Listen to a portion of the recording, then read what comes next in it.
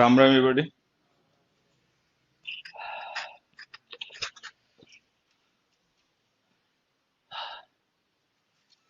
Tense mood conditional okay है।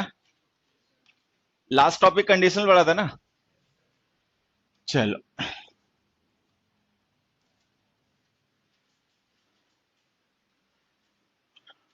Verb क्या होता है बेटा? हाँ हाँ,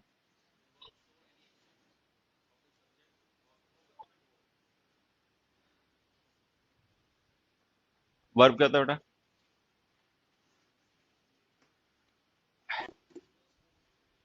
हाँ, जो क्या करे,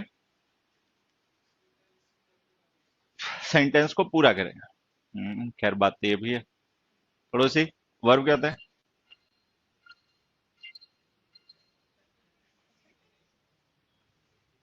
वर्ब क्या होता है बेटा? एक्शन। खैर देखो, एक्शन भी होता है, स्टेट भी होता है। इसको ऐसे समझना, a verb is a word which expresses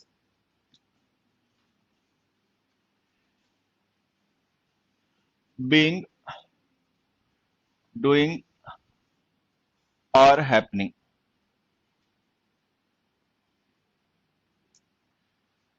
तो वर्ब हम कहते हैं किसी एक ऐसे वर्ड को, लिखा नहीं अपना समझ लेना। Verb is a word which expresses being, doing और happening.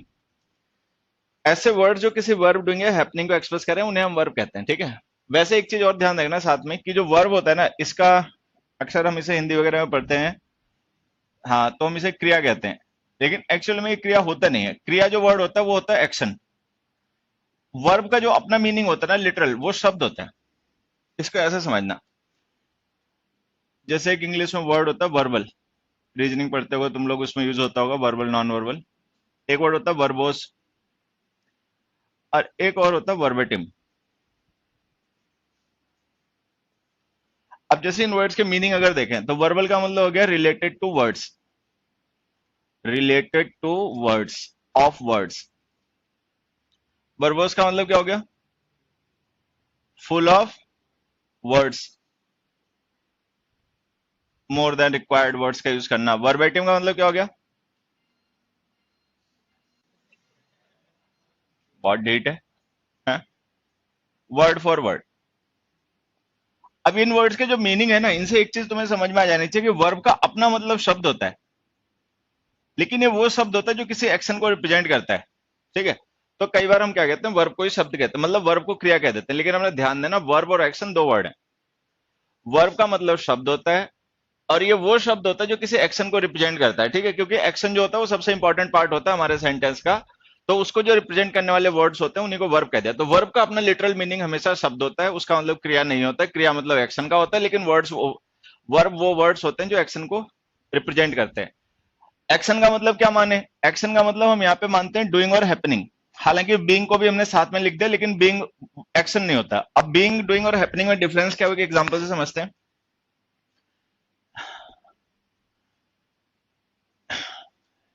They are playing,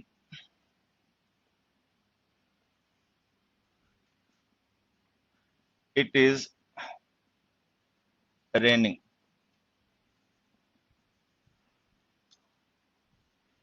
the man was happy.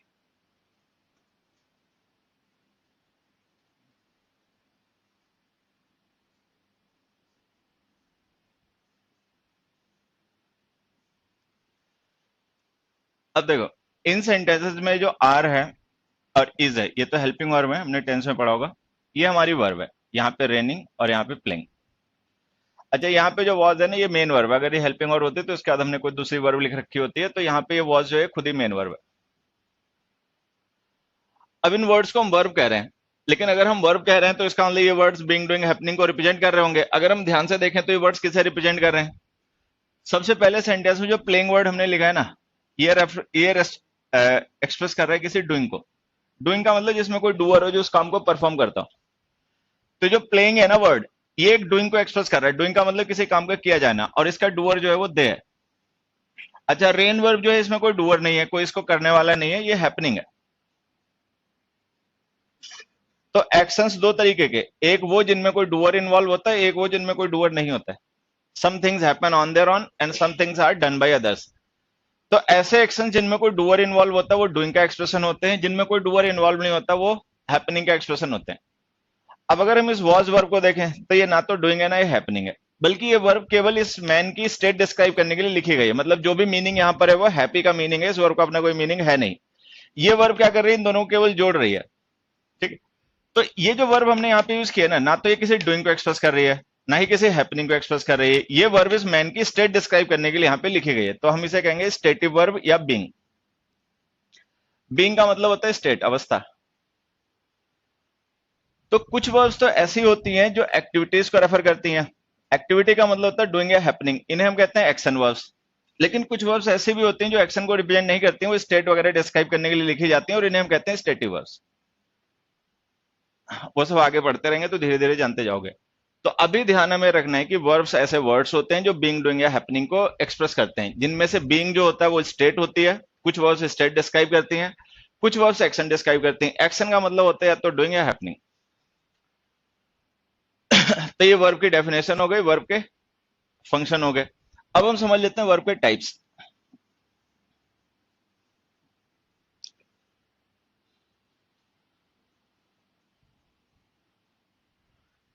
देखो, वर्ब्स को बेसिकली हम तीन टाइप्स में कैटेगराइज करके पढ़ते हैं। वैसे तो कैटेगराइजेशन इनके बहुत तरीके होते हैं, लेकिन जो हमारे सिलेबस से रिलेटेड है वो कैटेगराइजेशन देखो इनके। एक तो ऑक्सिलरीज, ये हमने टेंस में भी पढ़ा होगा। क्या होती है ऑक्सिलरीज? हैं? Helping verbs. ऑक्सिलरीज का मतलब होता है हेल्पिंग वर्ब्स, जो मेन वर्ब्स को हेल्प करें। ये दो टाइप की होती हैं, एक प्राइमरी, ठीक है। प्राइमरी ऑक्सिलरीज वो होती हैं जो बेसिकली मूड एक्सप्रेस करती हैं, इंडिकेटिव, सब्जेक्टिव वगैरह वगैरह। हम सीधे शब्दों में कह देते हैं कि टेंस एक्सप्रेस करती हैं। तो प्राइमरी ऑक्सिलरीज वो वर्ब्स, हेल्पिंग वर्ब्स होती हैं जिनको हम मेन वर्ब के साथ में यूज करते हैं टेंस को एक्सप्रेस करने के लिए। कितनी होती हैं ये? हाँ, तीन। कौन कौन सी? बी, डू और हैव। तो प्राइमरी ऑक्सिलरीज तीन होती हैं, एक बी और उसकी फॉर्म्स, एक डू और उसकी फॉर्म्स, और एक हैव और उसकी फॉर्म्स। बी की फॉर्म्स को हम यूज करते हैं कॉन्टिन्यूअस टेंस में हेल्पिंग वर्ब बना के, मतलब ये मेन वर्ब को हेल्प करते हैं कॉन्टिन्यूअस टेंस एक्सप्रेस करने में। डू की फॉर्म्स को हम यूज करते हैं इंडेफिनिट टेंसेस में मेन वर्ब के साथ में एज एन हेल्पिंग वर्ब, और हैव की फॉर्म्स को परफेक्ट टेंसेस में। जैसा कि हमने टेंस में भी पढ़ा होगा कि जो परफेक्ट कॉन्टिन्यूअस टेंस होता है वो डुअल स्टेट होता है, इसीलिए वहां पे हमें दो हेल्पिंग वर्ब की जरूरत पड़ती है, एक बी की फॉर्म और एक हैव की फॉर्म। तो परफेक्ट कॉन्टिन्यूअस टेंस में दो हेल्पिंग वर्ब हो जाती हैं, एक बी की फॉर्म और एक हैव की फॉर्म। तो ये है हमारी प्राइमरी ऑक्सिलरीज, जिनका यूज हम करते हैं मेन वर्ब के साथ में तब जब हमें मूड एक्सप्रेस करना हो, या यूं कह लो कि टेंस एक्सप्रेस करना हो। सेकेंड टाइप की ऑक्सिलरीज होती हैं, इन्हें हम कहते हैं मॉडल्स।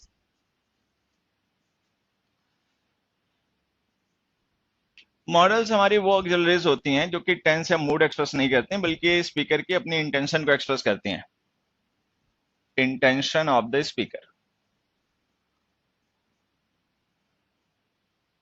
अलग अलग इंटेंशंस को एक्सप्रेस करने के लिए अलग अलग मॉडल्स होते हैं, जैसे कैन है, कुड है, मे है, हाँ शेल भी है, मे है, माइट है,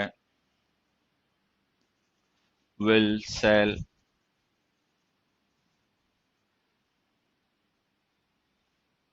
must, ought to, used to, need, dare, etc। Word लिख लेना है कहीं पे।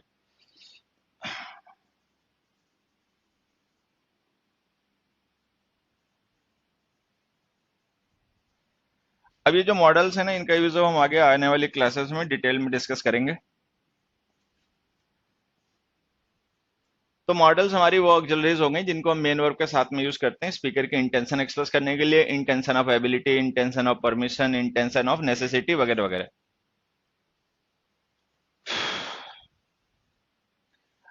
अब ये जो ऑक्सिलरीज हैं ये हेल्पिंग वर्ब्स होते हैं, इनको हमें लिखना पड़ता है मेन वर्ब के साथ में। क्योंकि एक्शन को रिप्रेजेंट करना काम मेन वर्ब का ही होता है। अब जो मेन वर्ब होती है उसको भी हम कैटेगराइज कर लेते हैं बेटर अंडरस्टैंडिंग के लिए दो ग्रुप्स में। मेन वर्ब्स का मतलब समझना, मेन वर्ब्स का मतलब वो वर्ब जो एक्शन रिप्रेजेंट करती है।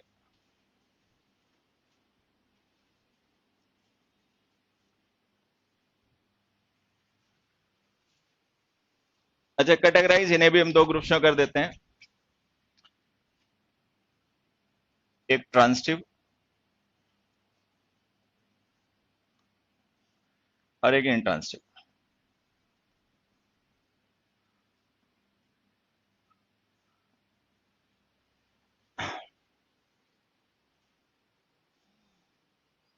तो जो मेन वर्ब्स होती हैं उनको ही हम दो कैटेगरीज में उन्हें स्टडी करते हैं, एक ट्रांसिटिव और एक इंट्रांसिटिव।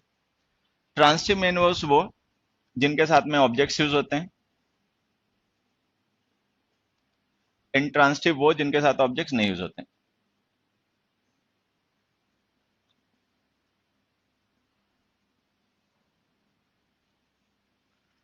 अगर ये बात हम एग्जांपल से समझें,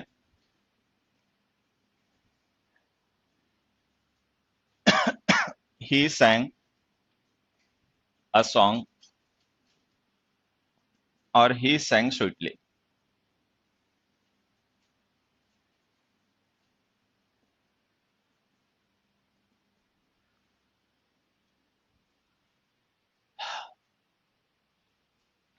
तो देखो इन दोनों ही सेंटेंस में यहाँ पर sang मेन वर्ब है, यहाँ पर भी यही है। इस सेंटेंस में ही सब्जेक्ट है, यहाँ भी ही है। यहाँ पे सॉन्ग ऑब्जेक्ट है, यहाँ पर नहीं है, यहाँ पर स्वीटली एडवर्ब है। अब ऐसी वर्ब्स जिनके साथ ऑब्जेक्ट्स लिखे हों वो तो हो गई ट्रांसिटिव, ठीक है। जैसे सॉन्ग ऑब्जेक्ट है तो ऑब्जेक्ट लिखा हुआ है तो ये वर्ब हो गई ट्रांसिटिव। अच्छा, यहाँ पे ऑब्जेक्ट है नहीं, स्वीटली एडवर्ब है, तो ऑब्जेक्ट है नहीं तो वर्ब हो गई इंट्रांसिटिव। अब वर्ब के साथ ऑब्जेक्ट लिखा है तो ट्रांसिटिव, नहीं लिखा तो इंट्रांसिटिव। अब यहाँ पे दूसरा इशू ये बनेगा कि how do we know that song is the object, it could be an adverb. ठीक है, तो हमें कैसे पता चल जाता है कि सॉन्ग जो है वो ऑब्जेक्ट ही एडवर्ब नहीं है, या स्वीटली एडवर्ब है ऑब्जेक्ट नहीं है। तो उसके लिए हमें ध्यान ये रखना है कि ऑब्जेक्ट इज समवन और something that receives the effect of the action. Object तो जनरली कोई ऐसा पर्सन या थिंग होती है जो एक्शन के इफेक्ट को रिसीव करता है। हालांकि सिंपल शब्दों में अगर समझना या पहचानने की ही बात है तो पहचानने को हम इस तरीके से डिकोड कर सकते हैं कि सेंटेंस में वर्ब के बाद लिखे गए वो वर्ड्स जो व्हाट या हुम को रिप्लाई कर रहे होते हैं वो ऑब्जेक्ट होते हैं। मतलब ऑब्जेक्ट को आइडेंटिफाई करने का तरीका ही है। जो वर्ड्स व्हाट या हुम को रिप्लाई करते हैं ना सेंटेंस में, वो ऑब्जेक्ट ही होते हैं। व्हाट का रिप्लाई भी ऑब्जेक्ट होता है, हुम का रिप्लाई भी ऑब्जेक्ट ही होता है। तो जो फर्स्ट सेंटेंस हमने लिखा ना, he sang a song, what did he sing, तो व्हाट का रिप्लाई आ गया सॉन्ग, तो वो हमारा ऑब्जेक्ट है। सेकेंड सेंटेंस में हमने लिखा he sang sweetly, what did he sing पता नहीं, हुम डिड ही सिंग पता नहीं, तो यहाँ पे ना तो व्हाट का रिप्लाई है ना हुम का रिप्लाई है, तो इंट्रांसिटिव वर्ब हो गई, ठीक है, ऑब्जेक्ट है नहीं। अब चलो ये व्हाट या हुम का रिप्लाई नहीं है स्वीटली, तो ये तो पता चल गया कि ऑब्जेक्ट नहीं होगा। लेकिन ये कैसे पता चल जाता है कि एडवर्ब भी होता है? ये भी हमने पहले कई बार डिस्कस किया होगा कि व्हेन, वेयर, व्हाई, हाउ के रिप्लाई जो होते हैं वो एडवर्ब होते हैं। तो सेंटेंस में लिखे गए वो वर्ड्स जो व्हेन, वेयर, व्हाई, हाउ को रिप्लाई करते हैं वो एडवर्ब होते हैं। ये जो स्वीटली है हाउ का रिप्लाई है, हाउ का रिप्लाई एडवर्ब मैनर होते हैं, तो ये एडवर्ब है। तो स्वीटली को हम एडवर्ब इसलिए कह रहे हैं क्योंकि वो वर्ब को डिस्क्राइब कर रहा है, वो एडवर्ब मैनर है। हाउ का रिप्लाई, हाउ का रिप्लाई एडवर्ब मैनर होते हैं, ध्यान रखना। सॉन्ग का ऑब्जेक्ट इसलिए कह रहे हैं क्योंकि वो वर्ड का रिप्लाई है। तो जिस वर्ब के साथ ऑब्जेक्ट लिखा वो ट्रांसिटिव है, जिसका नहीं लिखा वो इंट्रांसिटिव है। अब यहाँ पे एक चीज और समझना, ये वर्ब यहाँ पर ट्रांसिटिव है और यहाँ पर इंट्रांसिटिव है, वर्ब सेम है। तो इसका मतलब जो हम ट्रांसिटिव इंट्रांसिटिव वर्ब्स को कहते हैं ना, कुछ वर्ब्स तो ऐसी होती हैं जो एवर ट्रांसिटिव होती हैं। एवर का मतलब वो हमेशा ही ट्रांसिटिव है, वो आगे पढ़ेंगे तो जान जाओगे।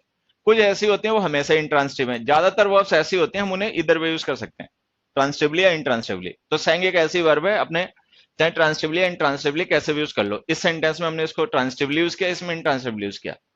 ये जो ट्रांसिटिव इंट्रांसिटिव वर्ब्स होती हैं इनको इंग्लिश में नहीं, हिंदी में हम एक और नाम से पढ़ते हैं, सकर्मक। ट्रांसिटिव को सकर्मक और इंट्रांसिटिव को अकर्मक। ठीक है, अगर हिंदी में कभी तुमने पढ़ी होंगी तो ऐसे ही पढ़ी होंगी। कर्म का मतलब क्या होता होगा यहाँ पे?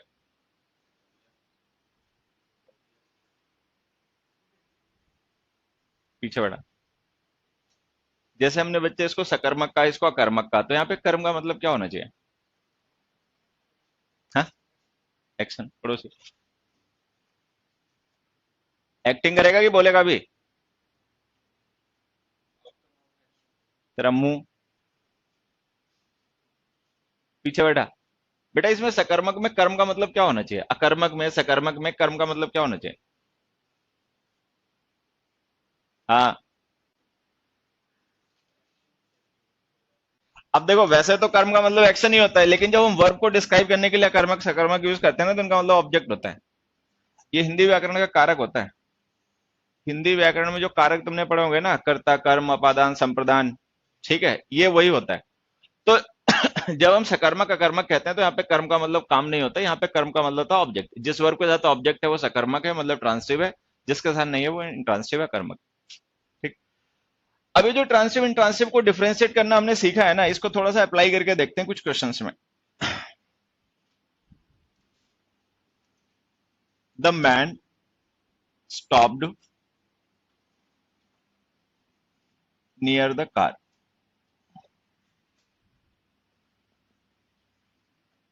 The man stopped the car.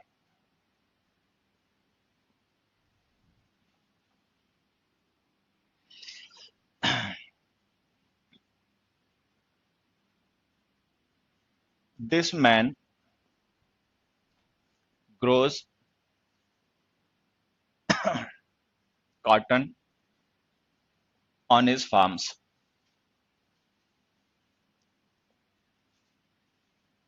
ये क्या लिख दिया? Grows cotton grows well in this season.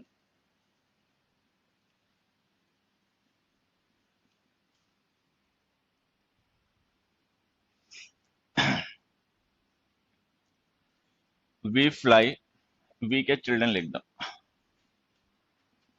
Children fly kites high in the sky.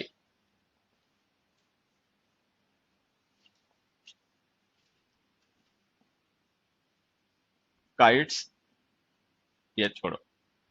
Some birds fly high in the sky.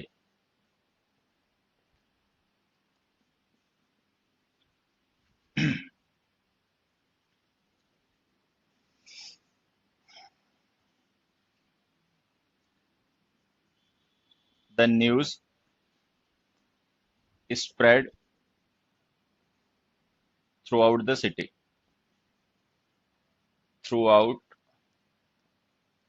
the city.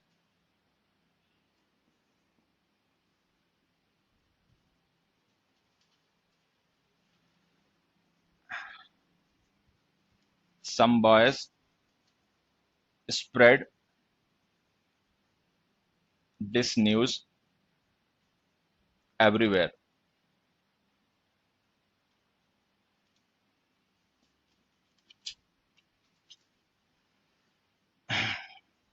He was, yeah, he is selling, he is selling smartphones.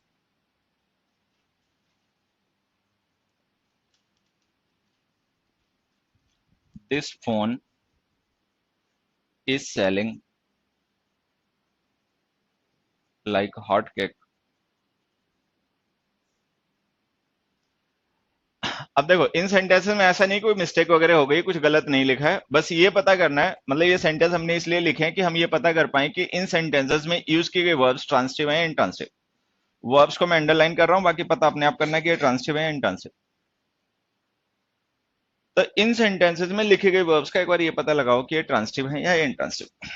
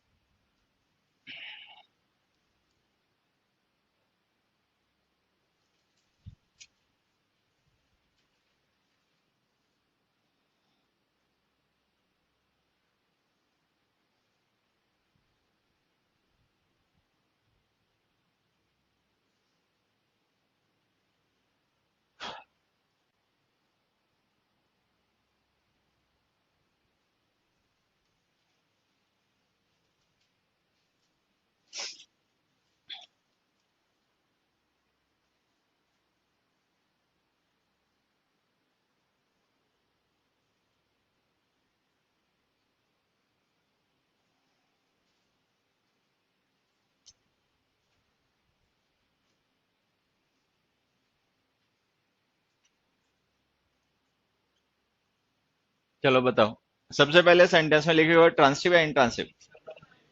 Intransitive. अब देखो ये जो हमने verb लिखे ना stop यहाँ पे, इसके बाद में जो नियर वर्ड लिखा है अगर तुम्हें पता हो तो ठीक है, नहीं तो ये प्रीपोजिशन है। और ये जो कार हमने नाउन लिखा है ये इस प्रीपोजिशन का ऑब्जेक्ट है। अच्छा, कार यहाँ भी ऑब्जेक्ट है लेकिन यहाँ पे वर्ब का ऑब्जेक्ट है। अब यहाँ पे दो चीजें हमें समझनी है, एक तो ये कि जिस तरीके से हम वर्ब्स के बाद में नाउन या प्रोनाउन को उनका ऑब्जेक्ट बना के लिखते हैं उसी तरीके से प्रीपोजिशन के बाद भी लिखते हैं। दूसरी चीज ये समझनी कि जब हम किसी प्रीपोजिशन के बाद में कोई नाउन या प्रोनाउन उसका ऑब्जेक्ट बना के लिखते हैं, जो कि हमेशा लिखना पड़ता है। वर्ब के बाद तो चलो वर्ब ट्रांसिटिव है तो लिखोगे, नहीं इंट्रांसिटिव है तो नहीं लिखोगे। प्रीपोजिशन के बाद ऑब्जेक्ट हमेशा ही लिखना पड़ता है। ये जो प्रीपोजिशन प्लस ऑब्जेक्ट फ्रेज तैयार होती है ना, ये फ्रेज या तो एडजेक्टिव या एडवर्ब होती है।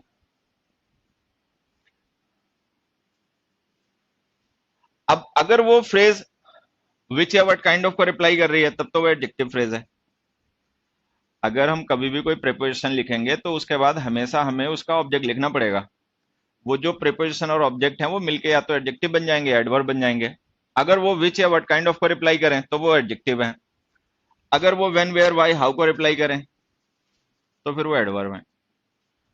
तो वो अपना सेंटेंस में देख लेना कि किसको रिप्लाई करने के लिए उनका यूज हो रहा है। व्हेन वेयर व्हाई हाउ को रिप्लाई करने के लिए हो रहा है तो वो एडवर्ब है।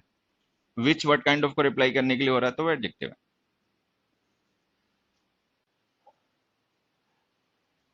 अब अगर हम देखें तो नियर द कार किसका रिप्लाई है? विच का, व्हाट काइंड ऑफ का, व्हेन का, वेयर का, व्हाई का, हाउ का?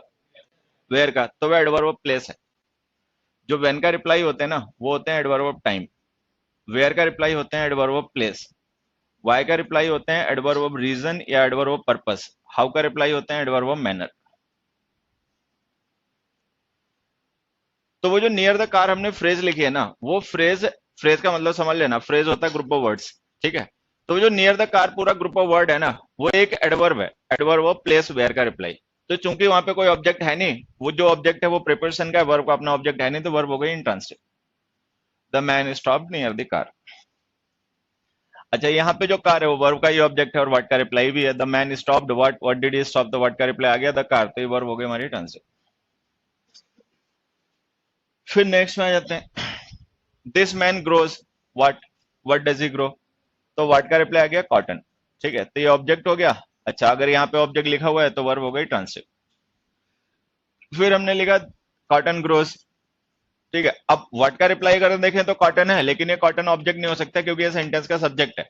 ऑब्जेक्ट वो होगा जो वर्ब के बाद हम लिखें, ठीक है, लेकिन यहाँ पे कुछ है नहीं। ये जो वेल है ये हाउ का रिप्लाई है, तो ये एडवर्ब ऑफ मैनर है। इन दिस सीजन जो है वो व्हेन का रिप्लाई है, वो एडवर्ब ऑफ टाइम है। तो in this season adverb of time है, वेल एडवर्ब ऑफ मैनर है, ये हाउ का रिप्लाई है, व्हेन का रिप्लाई है, इसमें व्हाट या हुम का रिप्लाई है ही नहीं, तो ये वर्ब हो गई इंट्रांसिटिव। फिर उसके बाद हमने लिखा children fly, what do they fly, तो व्हाट का रिप्लाई आ गया काइट्स, ये ऑब्जेक्ट है तो वर्ब हो गई ट्रांसिटिव। अब हालांकि अगर हम यहाँ पे देखें तो वेयर का रिप्लाई हमने लिख रखा है एडवर्ब ऑफ प्लेस। ये जो दोनों हमने लिखे हैं ना, हाई और इन द स्काई, ये दोनों ही वेयर का रिप्लाई है और एडवर्ब ऑफ प्लेस है। लेकिन उससे कोई फर्क नहीं पड़ता, ऑब्जेक्ट आ चुका है तो वर्ब ट्रांसिटिव हो गई। तो एडवर्ब के लेने मतलब लिखने या नहीं लिखने से कोई फर्क नहीं पड़ना है, बस हमें ये देखना है ऑब्जेक्ट है तो वर्ब ट्रांसिटिव, ऑब्जेक्ट नहीं है तो इंट्रांसिटिव, एडवर्ब चाहे हो चाहे ना हो। फिर हमने लिखा सम बर्ड्स फ्लाई। अब यहाँ पे कोई ऑब्जेक्ट नहीं है, ये हाई और इन द स्काई ये दोनों वेयर का रिप्लाई है, तो दोनों एडवर्ब ऑफ प्लेस हैं, ऑब्जेक्ट है नहीं तो वर्ब हो गई इंट्रांसिटिव। उसी तरीके से हमने लिखा दिस न्यूज स्प्रेड। अब देखो ये थ्रू आउट प्रिपोजिशन है, द सिटी प्रिपोजिशन का ऑब्जेक्ट है, और ये मिलके हमारा एडवर्ब ऑफ प्लेस बन गया वेयर का रिप्लाई। तो चूंकि वो थ्रू आउट द सिटी जो फ्रेज है ना वो वेयर का रिप्लाई है, और सिटी जो है वो थ्रू आउट प्रिपोजिशन का ऑब्जेक्ट है, वर्ब का कोई ऑब्जेक्ट है नहीं तो वर्ब हो गई इंट्रांसिटिव। फिर उसके बाद हमने लिखा some boys spread, what did they spread, तो व्हाट का रिप्लाई गया दिस न्यूज। हालांकि वेयर का रिप्लाई देखो यहाँ भी एडवर्ब दे रखा है, लेकिन अब एडवर्ब से मतलब नहीं होता, मतलब ऑब्जेक्ट से होता है। ऑब्जेक्ट दे रखा है तो वर्ब ट्रांसिटिव हो गई, फिर चाहे एडवर्ब हो चाहे ना हो। फिर हमने लिखा he selling, what is he selling, तो व्हाट का रिप्लाई आ गया स्मार्टफोन्स, तो स्मार्टफोन्स ऑब्जेक्ट हो गया, वर्ब ट्रांसिटिव हो गई। फिर हमने लिखा दिस फोन इज सेलिंग। अब यहाँ पे हमने कोई ऑब्जेक्ट नहीं लिखा सेलिंग के बाद में, लाइक लिखा जो कि प्रिपोजिशन है, और हॉट केक इस प्रिपोजिशन का ऑब्जेक्ट है, और ये मिलके एडवर्ब ऑफ मैनर बन गया हाउ का रिप्लाई। तो जैसे हमने लिखा this phone is selling, how is it selling, तो हाउ का रिप्लाई गया लाइक हॉट केक, तो वो हाउ का रिप्लाई एडवर्ब फ्रेज है, तो अगर वो एडवर्ब है तो इसका मतलब ऑब्जेक्ट कहीं है ही नहीं, तो वर्ब इंट्रांसिटिव हो गई। तो फिर से समझ लो, इंग्लिश में बहुत ज्यादा ऐसी वर्ब्स होती हैं जो कॉन्टेक्स्ट के अकॉर्डिंग ट्रांसिटिव या इंट्रांसिटिव बनती हैं, ना कि ऑलरेडी, मतलब वो पहले से हम याद नहीं कर सकते कि वो ट्रांसिटिव वर्ब है या इंट्रांसिटिव है, वो कॉन्टेक्स्ट पे डिपेंड करता है, सेंटेंस पे डिपेंड करता है। सेंटेंस पढ़ो, पढ़ के समझो, उसके बाद में देखो ऑब्जेक्ट दिया है तो ट्रांसिटिव है, नहीं दिया तो इंट्रांसिटिव है। अब देखो इनमें होता है क्या बेसिकली, ये जो वर्ब्स हमने यहाँ पे लिखे ना, जैसे स्टॉप वर्ब है, इसका मतलब रोकना और रुकना दोनों ही होते हैं। ग्रो का मतलब ग्रो होना भी होता है, ग्रो करना भी होता है। फ्लाई का मतलब उड़ना भी होता है, उड़ाना भी होता है। स्प्रेड का मतलब स्प्रेड होना, फैलना भी है और फैलाना भी है। सेल का मतलब बेचना भी है, बिकना भी है। ठीक है। चेंज का मतलब बदल देना भी है और बदल जाना भी है। कुक का मतलब पकना भी है, पकाना भी है। बॉईल का मतलब उबलना भी है, उबालना भी है। स्टार्ट का मतलब स्टार्ट करना भी है और स्टार्ट होना भी है। ओपन का मतलब खोलना भी है, खुलना भी है। क्लोज का मतलब बंद करना भी है, बंद होना भी है। हाइड का मतलब छिपना भी है, छिपाना भी है। सेल का मतलब बेचना भी है, बिकना भी है। बर्न का मतलब जलना भी है, जलाना भी है। ब्रेक का मतलब तोड़ना भी है, टूटना भी है। बेथ का मतलब नहाना भी है, नहलाना भी है। प्रूव का मतलब साबित होना भी है, साबित करना भी है। मेल्ट का मतलब पिघलना भी है, पिघालना भी है। तो बहुत सी ऐसी वर्ब्स होती हैं जो ट्रांसिटिव इंट्रांसिटिव दोनों ही होती हैं, क्योंकि ये डूइंग भी है, हैपनिंग भी है। अब ये ऐसी वर्ब्स हैं जो डूइंग भी एक्सप्रेस करती हैं और हैपनिंग भी एक्सप्रेस करती हैं। अब होता क्या है कि अगर कोई वर्ब हैपनिंग है तो वो हमेशा इंट्रांसिटिव ही होगी। So there are a number of verbs in English which can use to express both doing and happening, जिनके थ्रू हम डूइंग और हैपनिंग दोनों एक्सप्रेस कर सकते हैं। तो ये कुछ ऐसी कॉमनली यूज वर्ब्स हैं जिनके थ्रू हम डूइंग और हैपनिंग दोनों एक्सप्रेस करते हैं।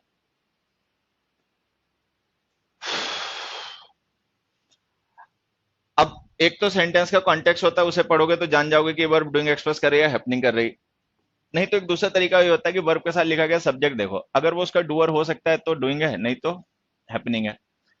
अब जैसे यहाँ पे अगर हम देखें तो जो मैन है ना, वो ग्रो वर्ब का डूअर है, तो ये वर्ब डूइंग हो गई। ठीक है। लेकिन कॉटन जो है वो डूअर नहीं हो सकता, तो ये वर्ब हैपनिंग हो गई। हालांकि ये हमेशा काम करेगा नहीं, क्योंकि मैन यहाँ पर भी सब्जेक्ट है, यहाँ भी सब्जेक्ट है, वो बाद में कॉन्टेक्स्ट से पता चलता है। तो कुल मिला के ये वो ऐसी वर्ब्स हैं जो डूइंग और हैपनिंग दोनों एक्सप्रेस करती हैं। जब ये हैपनिंग एक्सप्रेस करती हैं तो ये हमेशा इंट्रांसिटिव होती हैं। हैपनिंग का मतलब कुछ होना, डूइंग का मतलब करना। तो अगर कोई डूअर इन्वॉल्व है तब तो चांस है कि वर्ब ट्रांसिटिव हो जाएगी, लेकिन अगर ये इसमें कोई डूअर इन्वॉल्व नहीं है और हैपनिंग है तो वर्ब हमेशा इंट्रांसिटिव होगी।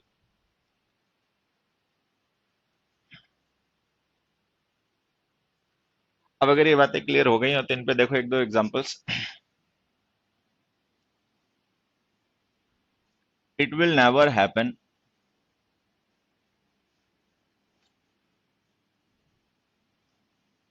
What they are saying.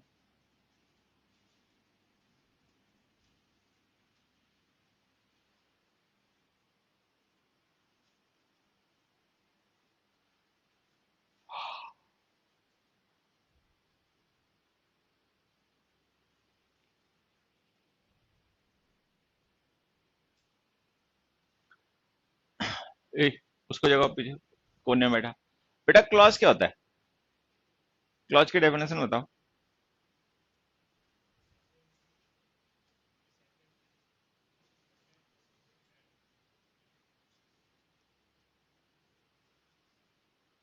अब जो क्वेश्चन पूछ रहा हूँ उसका ईमानदारी से आंसर दियो। जो समझा रहे हो वो समझ रहे हो? समझा फिर तो समझा, बहुत अच्छी बात है। अगर समझा रहा है वो समझ रहा है तो बहुत अच्छी बात है, इससे अच्छा क्या हो सकता है? अबे मैं समझा रहा हूँ वो नहीं, जो ये क्लॉज की डेफिनेशन मुझे समझा रहा है ये तुम समझ रहे हो? जो क्लॉज की डेफिनेशन मुझे समझा रहे थे ये खुद समझ रहे हो? हाँ। नहीं तो फिर अब क्या कहूँ मैं तेरे को? कहा था ना वो, टेंस और कंडीशनल और मूड को रिवाइज कर लेना, एक एक छोटा छोटा कॉन्सेप्ट, लेकिन बातें समझ में आती नहीं। हम इंसानों की एक खासियत होती है, जब हमारे पास मौका होता है तब हम उसकी कदर नहीं करते। अब जब मौका निकल जाता है फिर हमें समझ आती है बात, लेकिन तब जब बात खत्म ही हो गई तब समझ में आने से क्या फायदा? जब ओवर एज हो गए, उम्र हो गई, तो अब समझ में आ भी जाए तो हमें तो फायदा मिलना नहीं है। फिर तो ये है कि बेटा बेटी को अपने समझा लो, वो मान जाए तो उन्हें फायदा मिल जाएगा, अपना तो गया।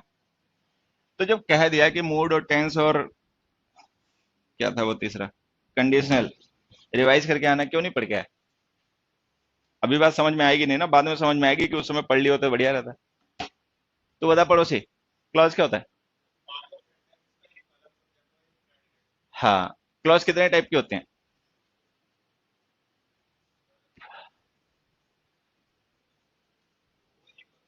चुप रहो। हाँ, कौन कौन से 3 टाइप?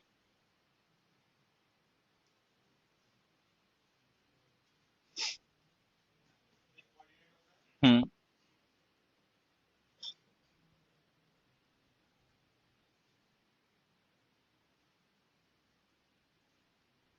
तुम्हें गिरा के मारे यहीं पे, तब तुम सुधर जाओ अपने आप। पड़ोसी। हाँ, कौन कौन से? हाँ, देखो इसकी सुनना।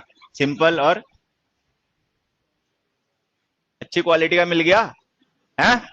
सिंपल। सिंपल तो मैंने नहीं पढ़ाया, क्लॉज पीछे बैठा। कौन कौन से? हाँ, सबऑर्डिनेट कोऑर्डिनेट में डिफरेंस होता।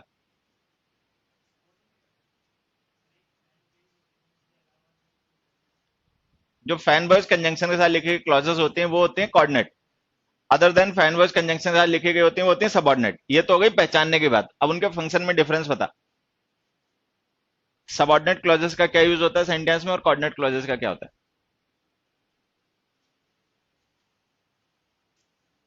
पड़ोसी, सबऑर्डिनेट कोऑर्डिनेट क्लॉज में डिफरेंस बताओ फंक्शन के अकॉर्डिंग। मेन क्लॉज रहती है, हाँ। हालांकि मैं कोऑर्डिनेट सबऑर्डिनेट में पूछ रहा हूँ, लेकिन फिर भी चलो, मेन क्लॉज इंडिपेंडेंट रहती है। सबऑर्डिनेट कोऑर्डिनेट में बताओ।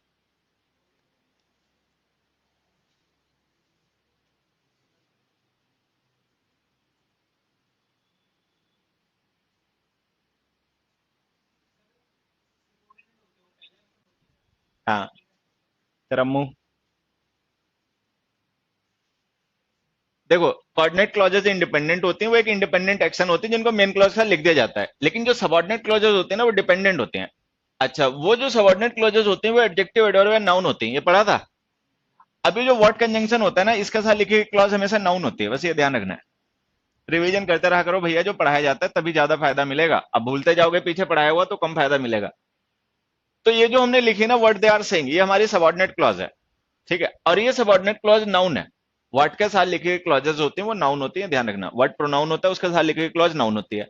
अब अगर ये क्लॉज नाउन है तो इस सेंटेंस में इसका काम क्या, जरा ये भी समझ लेना। ये will never happen main verb है, इट इसका सब्जेक्ट है, और ये इसका ऑब्जेक्ट है। तो व्हाट कंजंक्शन के साथ लिखी गई जो क्लॉजेस होती हैं वो नाउन क्लॉज होती हैं, और वो सेंटेंस में सब्जेक्ट या ऑब्जेक्ट होती हैं। अब सब्जेक्ट तो वो यहाँ पे हो नहीं सकती क्योंकि सब्जेक्ट है इट, तो हमें उसे ऑब्जेक्ट मानना पड़ेगा। लेकिन अगर हम ऑब्जेक्ट मान भी लें तो सेंटेंस गलत हो जाएगा, क्योंकि हैपन वर्ब है इंट्रांसिटिव। हैपनिंग वाली सारी वर्ब इंट्रांसिटिव होती हैं, ध्यान देना। तो जो हैपन वर्ब हमने लिखी ना, ये इंट्रांसिटिव वर्ब है। अगर ये वर्ब इंट्रांसिटिव है तो ऑब्जेक्ट तो लिखना ही गलत हो गया। अब मीनिंग भले ही हम सही समझ लें, लेकिन ये सेंटेंस सही है नहीं, क्योंकि इंट्रांसिटिव वर्ब का तो ऑब्जेक्ट आते नहीं है।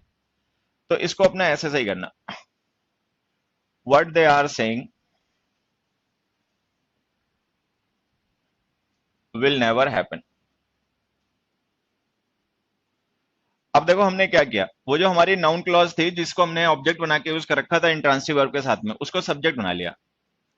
अब सब्जेक्ट तो ट्रांसिटिव इंट्रांसिटिव दोनों ही वर्ब के साथ यूज होते हैं, तो ऑब्जेक्ट नहीं बन सकती थी वो इंट्रांसिटिव वर्ब के, सब्जेक्ट बना लो। तो इस सेंटेंस को हमें सही करने के लिए ऐसे लिखना पड़ेगा।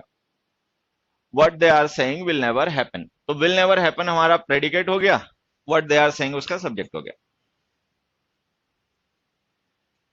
इसी तरीके से एक दूसरा एग्जांपल समझना।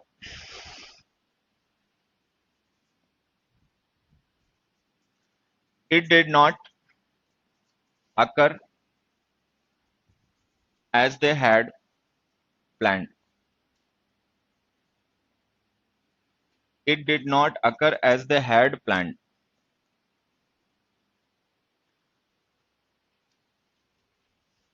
अकर वर्ब क्या शो करते हैं, डूइंग या हैपनिंग? हाँ, हैपनिंग, तो ये भी इंट्रांसिटिव हो गई। जो वर्ब हैपनिंग होती हैं जिनमें कोई डूअर नहीं होता वो सारी इंट्रांसिटिव होती हैं। तो अकर वर्ब और हैपन दोनों का मीनिंग ऑलमोस्ट सेम ही होता है, तो ये भी इंट्रांसिटिव वर्ब होती है। एक मिनट, क्या लिख दिया मैंने?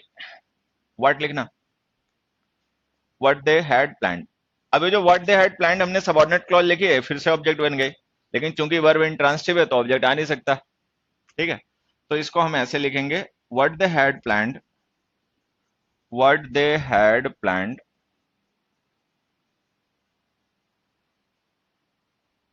डिड नॉट अकर। अब क्या होगा, डिड नॉट अकर हमारी वर्ब हो गई, व्हाट दे हैड प्लान्ड इस वर्ब का सब्जेक्ट हो गया। अब ऑब्जेक्ट तो इंट्रांसिटिव के साथ आ नहीं सकता, लेकिन सब्जेक्ट आ सकता है, तो हम इसे ऐसे लिखेंगे।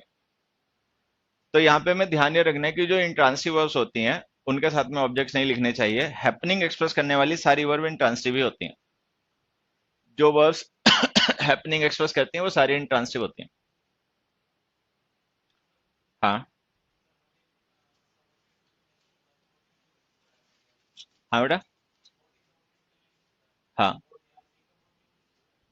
देखो बच्चे, कुछ वर्ड्स होते हैं रिलेटिव। रिलेटिव का मतलब वो कंजंक्शन भी होते हैं और नाउन या प्रोनाउन भी होते हैं, एडवर्ब्स भी होते हैं, ठीक है।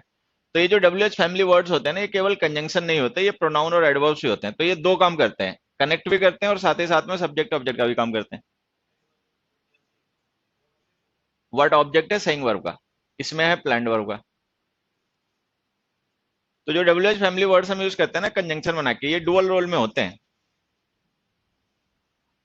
अब देखो एक चीज समझना, ये सेंटेंस हमारे सही हो गए, हालांकि लेकिन अगर ये सेंटेंस इस तरीके से नहीं ऐसे लिखे गए होते, इट विल नेवर हैपन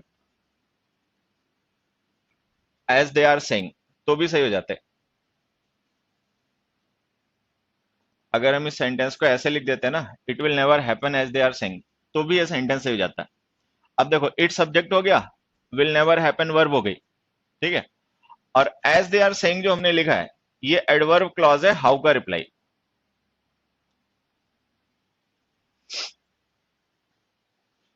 अब यहां पे ध्यान क्या रखना है, ये जो वर्ड होता है ये तो होता है प्रोनाउन, तो इसके साथ जो क्लॉज लिखोगे वो सब्जेक्ट या ऑब्जेक्ट बनेगी, क्योंकि नाउन या प्रोनाउन सब्जेक्ट या ऑब्जेक्ट ही होते हैं, ठीक है। लेकिन जो एज वर्ड होता है ना, ये एडवर्ब होता है। इसके साथ लिखी गई क्लॉज जो होती है, इसके साथ लिखी गई फ्रेजेस जो होती हैं वो एडवर्ब होती हैं, हाउ का रिप्लाई होती है वो। तो हाउ का रिप्लाई एडवर्ब होता है, एडवर्ब तो ट्रांसिटिव इंट्रांसिटिव किसी भी वर्ब के साथ यूज हो सकता है। तो अगर हम एज दे आर सेइंग लिखेंगे तो सही हो जाएगा, व्हाट दे आर सेइंग लिखेंगे तो गलत हो जाएगा।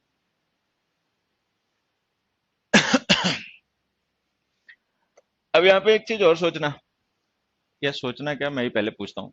तो बता बेटा, अगर जैसे हमने लिखा it will never happen what they are saying, तो ये गलत था। तो अगर हम व्हाट की जगह एज लिख देंगे तो सही हो जाएगा।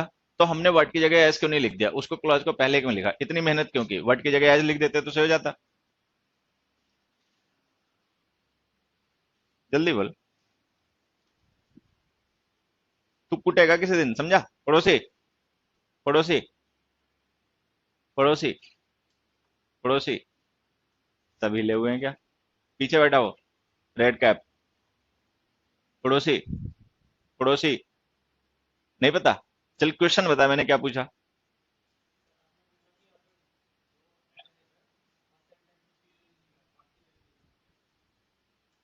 चलो कम से कम तुम्हें क्वेश्चन तो पता है। मैं तो सोचा बस हम सब सर हिलाए जा रहे हैं। पता है क्यों नहीं लिखा, क्योंकि उससे हमारा कॉन्टेक्स्ट चेंज हो जाएगा। कभी भी किसी सेंटेंस को कॉन्टेक्स्ट चेंज करके सही मत किया करो। मैंने ये बात इसलिए बता दी कि अगर पहले से एज लिखा हो तो उसको सही मान लेना, वर्ड लिखा हो तो उसको गलत मानना, ठीक है। बाकी अगर उसको सही करना पड़े तो हमेशा ऐसे ही सही करना, कभी भी किसी सेंटेंस का कॉन्टेक्स्ट चेंज करके उसको सही मत किया करो, ठीक है। तो इसलिए हमने उसको वर्ड की जगह एज लिख के सही नहीं किया, हमने इस तरीके से सही किया जिससे हमारा कॉन्टेक्स्ट बना रह गया वही जो पहले था, और सेंटेंस ग्रामेटिकली सही हो गया। अगर एज लिख देंगे तो वो कॉन्टेक्स्ट चेंज हो जाएगा, ठीक है। पहले हम कह कुछ और रहे थे, फिर बाद में बात ही बदल गई। तो कभी भी किसी सेंटेंस को कॉन्टेक्स्ट चेंज करके सही मत किया करो। तो अगर पहले से एज लिखा होता तो सही होता, नहीं तो उसको ऐसे ही सही करना। अब इसी तरीके से इसको भी सही किया जा सकता है। मतलब अगर ये वैसे लिखा होता तो ये भी सही हो जाता, it didn't occur as they had plan, it didn't occur as they had plan. अब देखो, एज दे हैड प्लान जो हमने लिखा ना, ये हाउ का रिप्लाई एडवर्ब क्लॉज है, और ये एडवर्ब डिडंट अकर वर्ब के लिए हमने यूज किया। अब ये भले इंट्रांसिटिव वर्ब है, इसका तो ऑब्जेक्ट नहीं आएगा, लेकिन एडवर्ब हाउ का रिप्लाई तो आ ही सकता है।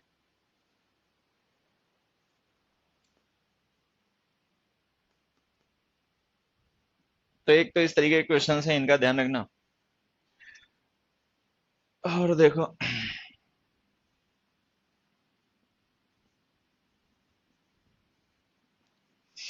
he will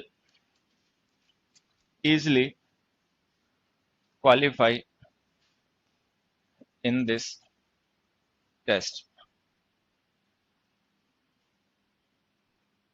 दूसरा, they have stressed on this topic for long. तीसरा sentence,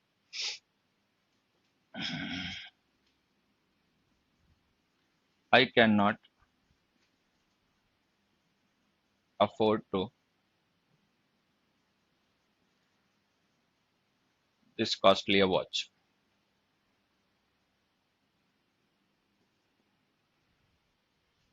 Or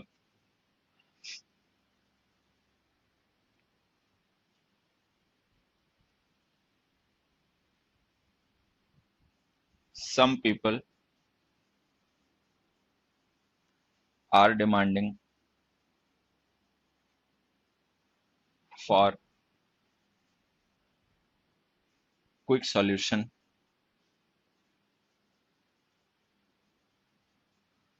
to this problem.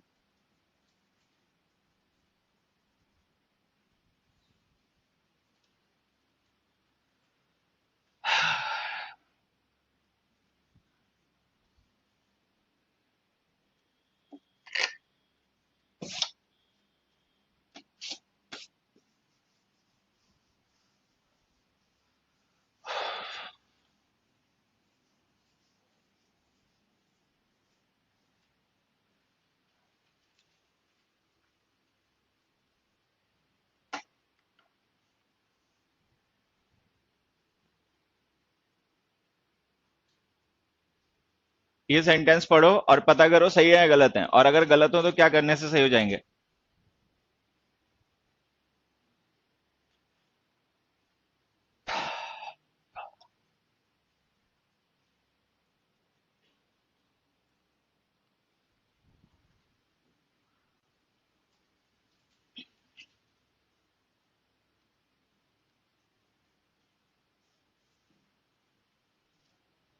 हाँ, थर्ड गलत है ना, क्या करेंगे सही हो जाए।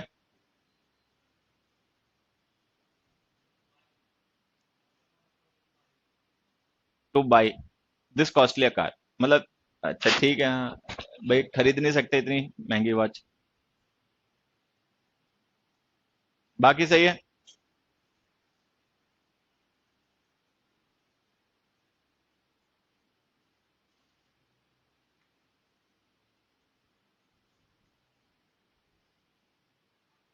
सही है,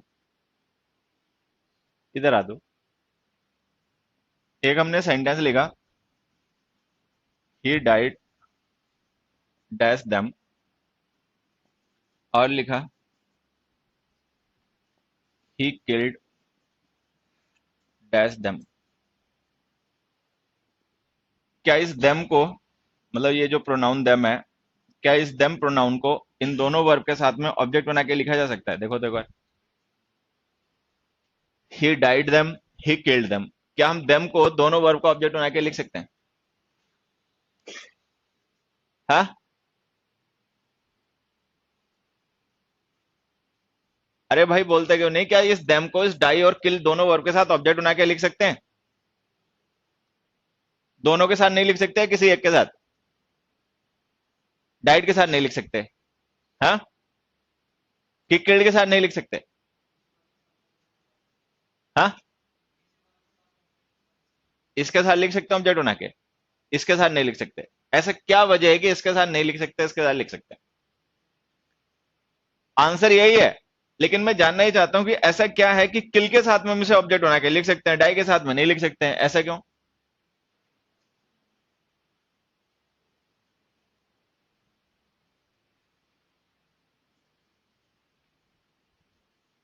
मंत्र पढ़ रहा है, बोलेगा नहीं, मंत्र पढ़ रहा है। धत, ये इंट्रांसिटिव है, ये ट्रांसिटिव है। देखो बड़ी सीधी सी वजह यही होती है कि कोई वर्ब ट्रांसिटिव है तो ऑब्जेक्ट आ जाएगा, इंट्रांसिटिव है तो नहीं आएगा। हालांकि इसको थोड़ा सा हम और डिटेल में समझ लेते हैं। ये जो डाई वर्ब है ना, ये हैपनिंग है, ठीक है, और जो किल वर्ब है ये डूइंग है। वैसे तो ट्रांसिटिव इंट्रांसिटिव है, लेकिन अगर हम और वापस जाएं तो हम ऐसे भी इनको डिफरेंशिएट कर सकते हैं कि डाई वर्ब हैपनिंग है और किल वर्ब डूइंग है। इसमें कोई डूअर नहीं होता, इसमें डूअर होता है, मतलब जो किलर होता है ना वो डूअर होता है, ठीक। तो ये वर्ब है डूइंग, इसमें कोई डूअर इन्वॉल्व होता है, ये है हैपनिंग। जो वर्ब हैपनिंग वाली होती है ना वो सारी इंट्रांसिटिव होती है। अच्छा, जो वर्ब डूइंग होती हैं वो ऐसा नहीं है कि सारी ट्रांसिटिव होती हैं, लेकिन वो ट्रांसिटिव भी हो सकती हैं, मतलब वो ट्रांसिटिव भी हो सकती हैं और इंट्रांसिटिव भी हो सकती हैं। अब इसी बात को अगर हम दूसरे तरीके से कहें तो हम ऐसे भी कह सकते हैं कि अगर मान लो कोई वर्ब इंट्रांसिटिव है और कोई वर्ब ट्रांसिटिव है, तो अगर कोई वर्ब ट्रांसिटिव है तो वो सर्टेनली डूइंग होगी, लेकिन जो वर्ब इंट्रांसिटिव है वो डूइंग या हैपनिंग कुछ भी हो सकती है। ये छोटी छोटी चीजें सीखो, इंग्लिश आसान है।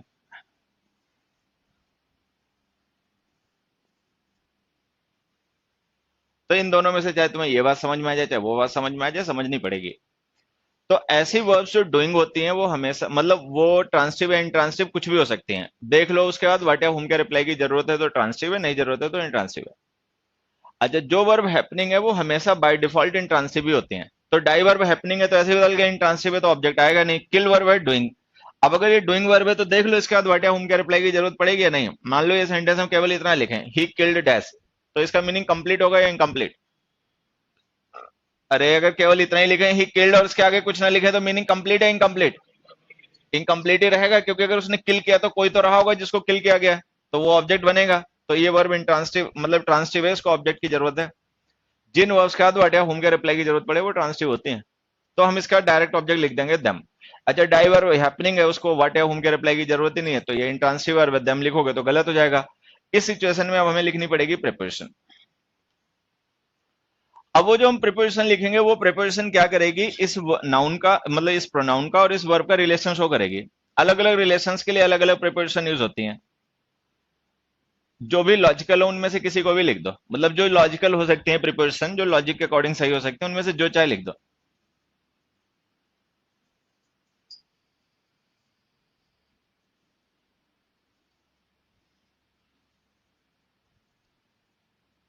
Before them, because of them, near them, with them, for them, जो चाहे लिख दो। तो हम इसे ऐसे लिखेंगे, he died for them, with them, near them, मतलब कुछ भी लिख दो इनमें से, ये सारी प्रिपोजिशन यहाँ पे लॉजिकली होंगी।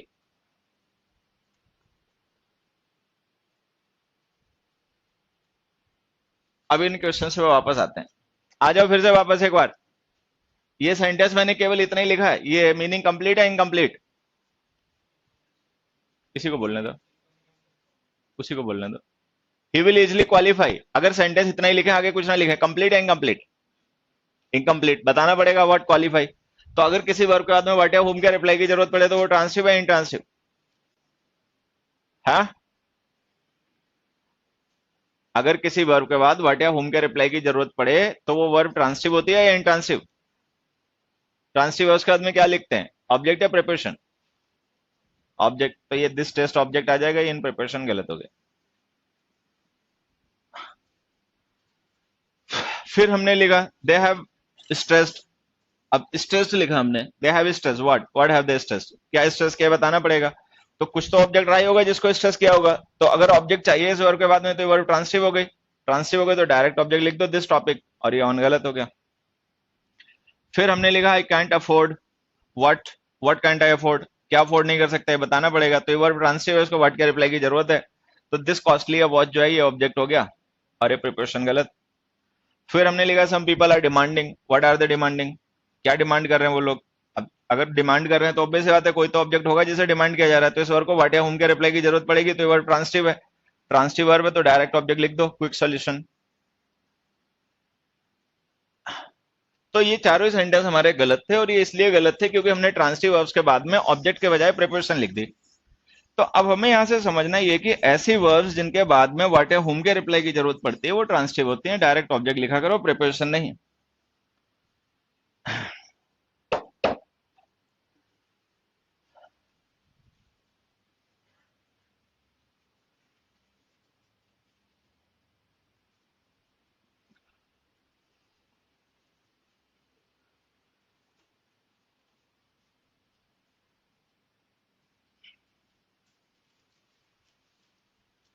पड़ोसी, बड़ा मन से लिख रहा है, पड़ोसी हुआ पड़ोसी को। ये तुम्हारा पड़ोसी जान नहीं पाएगा इन सेंटेंसेस में गलती क्या है, ठीक है। हालांकि ये सेंटेंस गलत थे, लेकिन ये जान नहीं पाया। क्या ऐसी वजह रही होगी कि जान नहीं पाया? एक बार सोच के देखो। तुम्हारे पड़ोसी ने कहा ये सेंटेंस सही है, तुम्हारे पड़ोसी ने क्या सोच के बात कही होगी सेंटेंस सही है, पता क्यों नहीं चला तुम्हारे पड़ोसी को ये गलत है?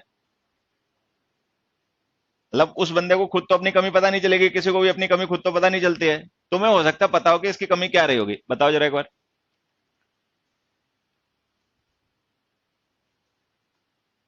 तुम उससे भी ले हुए हो, पड़ोसी, बेटा क्या कमी रही होगी ये पर्सन जान नहीं पाएगी सेंटेंस सही है मतलब गलत है। अब उसको मेरा क्वेश्चन नहीं समझ में नहीं आ रहा, अबे हिले हुए, क्या कमी रही होगी कि ये बंदा जान नहीं पाया सेंटेंस गलत है?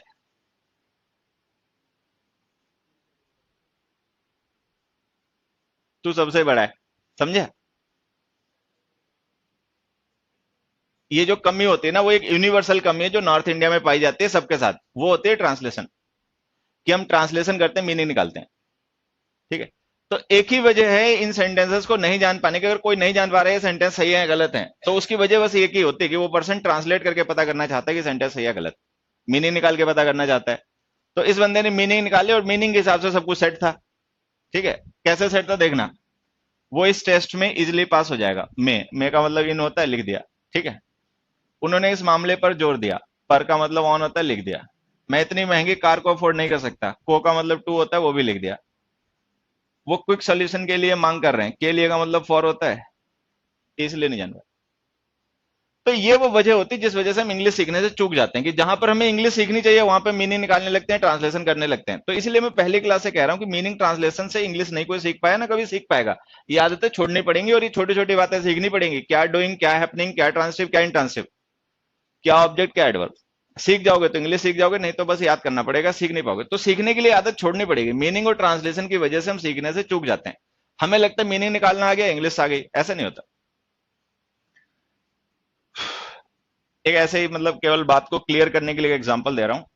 ज्यादातर तुम लोगों ने देखा होगा जो गाड़ियों के पीछे ये शायरी वगैरह लिखते हैं या फोटो वगैरह बनाते हैं ना, वो पेंटर नहीं होते। सारे तो खैर नहीं होते होंगे, लेकिन उसमें से बहुत ज्यादा ऐसे होते हैं जो इलिटरेट होते हैं। ठीक है, इलिटरेट होते हैं, वो पढ़े लिखे नहीं होते हैं। उनको क्या स्वर है, क्या अक्षर है, क्या वाक्य है, क्या वाक्यांश है, कुछ नहीं पता। लेकिन फिर भी उनकी राइटिंग देखो इतना बढ़िया सुंदर लिखते हैं, मतलब हम नहीं लिख पाएंगे लेकिन वो लिख देते हैं। एक से मैंने पूछा कि तुम्हें जब पढ़ना लिखना आता नहीं, तुम्हें पता ही नहीं कि आ क्या है, का क्या है। अब उसने बना तो दिया लेकिन उसे ये नहीं पता कि आ है कि माँ है। तो उससे पूछा कि भाई तो तुम्हें पता ही नहीं तो तुमने लिख कैसे दिया? तो पता है उसने क्या बताया? उसने कहा मेरे लिए अक्षर नहीं, मेरे लिए फोटो है। जैसे पेंटर फोटो नहीं बनाता शकल देख के हुबू, उसने कहा मैं वैसे हुबू बना देता हूं, जैसे मुझे किसी ने लिख के दे दिया मैंने हुबू वैसे बना दिया। अब मुझे नहीं पता ये का है कि माँ है कि आ है, ये जो भी होगा अपना बना रहेगा। ये कहानी है। इंग्लिश से मतलब ट्रांसलेशन से मीनिंग निकाल के इंग्लिश सीखने वालों की यही हालत होती है। वो होते हैं अनपढ़, लेकिन वो आ बना देते हैं। अब उनका आ बन गया, उन्हें नहीं पता ये आ माँ है का है क्या, कुछ नहीं पता। तो ये कोई लर्निंग वर्निंग थोड़ी है। अब पेंटर है वो बड़ा सुंदर लिख देगा तो इसका मतलब ये थोड़ी होगा वो हमसे पढ़ा लिखा है, पढ़े लिखे हम है वो थोड़ी है। सही गलत हम समझ सकते हैं, वो सही गलत थोड़ी समझ पाएगा क्योंकि उसको पता ही नहीं स्वर के अक्षर क्या वाक्यांश का। तो इंग्लिश जब हम मीनिंग से सीखते हैं तो हमारे साथ सबसे बड़ी कमी यही शुरू से चल देती है नॉर्थ इंडिया में खास करके, कि लोग मीनिंग निकालने लगते हैं और उसी को इंग्लिश समझ लेते हैं। तो ये सारी वर्ब्स हमारी ट्रांसिटिव थी। मैं फिर से एक बार बता देता हूँ, जो वर्ब हैपनिंग होती है वो सारी इंट्रांसिटिव होती हैं, जो वर्ब डूइंग होती हैं वो ट्रांसिटिव भी हो सकती हैं, इंट्रांसिटिव भी हो सकती हैं। उनको पता करने का यही तरीका होता है कि उनके बाद देखो क्या वर्ड या हुम के रिप्लाई की जरूरत है, अगर है तो वर्ब ट्रांसिटिव है, नहीं है तो इंट्रांसिटिव। अब होता है क्या, जैसे हम हिंदी इंग्लिश वाली बुक्स पढ़ते हैं जिनमें हिंदी इंग्लिश एक साथ में लिखी होती है, वो हम इसलिए पढ़ते हैं क्योंकि वो हमें समझ में आती है और आसान लगती है। लेकिन वो केवल समझ में आती है और आसान लगती है, लेकिन उनसे फायदा नहीं होता, क्योंकि उनमें इसी तरीके से लिखा होता है, मे के संदर्भ में इनका प्रयोग करें, के भीतर के संदर्भ में इनसाइड का प्रयोग करें, पर के संदर्भ में ऑन का प्रयोग करें। ये गलत है। ऐसे तो हम कुछ सीख ही नहीं पा रहे, ऐसे तो हम इंग्लिश सीख गए। अब देखो मैं तुम्हारे लिए यहाँ पे कुछ एग्जांपल देखता हूँ, तुम अपने आप एक बार सही करके देखना। He signed on the contract with a pen. Six,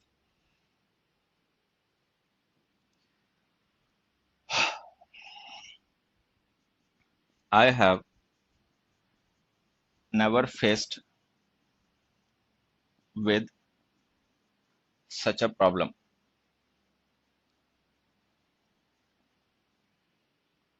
seven,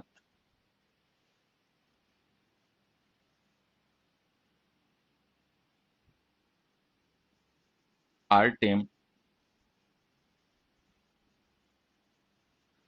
does not lack of anything.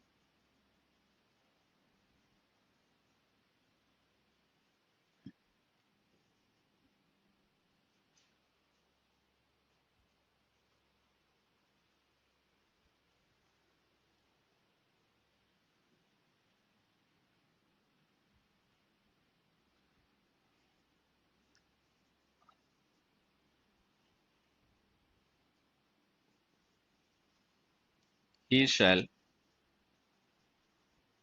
approach to his seniors in this regard. अबे देखो कुछ क्वेश्चंस लिखे हैं अपने आप समझो, देखो कुछ पकड़ में आ रहा है क्या?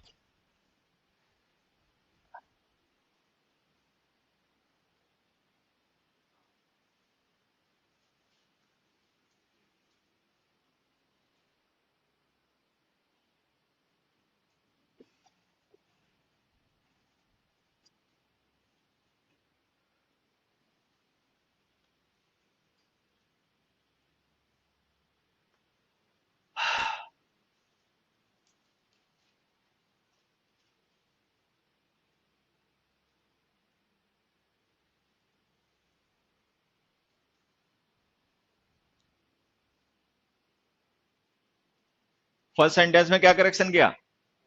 ऑन हटाया, विद हटा दिया, ऑन। अब जैसे हमने लिखा ही साइन, ठीक है, व्हाट डिड ही साइन, तो अगर उसने साइन किया तो कोई तो ऑब्जेक्ट रहा होगा जो साइन किया। तो ये जो कॉन्ट्रैक्ट है ना, ये व्हाट का रिप्लाई है। जिन वर्ड्स के बाद में व्हाट या हुम के रिप्लाई की जरूरत पड़ती है वो ट्रांसिटिव होते हैं, डायरेक्ट ऑब्जेक्ट लिखा करो, प्रिपोजिशन नहीं। ये जो विद है ना, इसको मत हटा देना, ये हाउ का रिप्लाई है। विद प्रिपोजिशन है, पेन उसका ऑब्जेक्ट है, और हाउ का रिप्लाई है, डोर ऑफ मैनर है। अरे यार हट, क्या पता पेंसिल से किया हो, हाँ?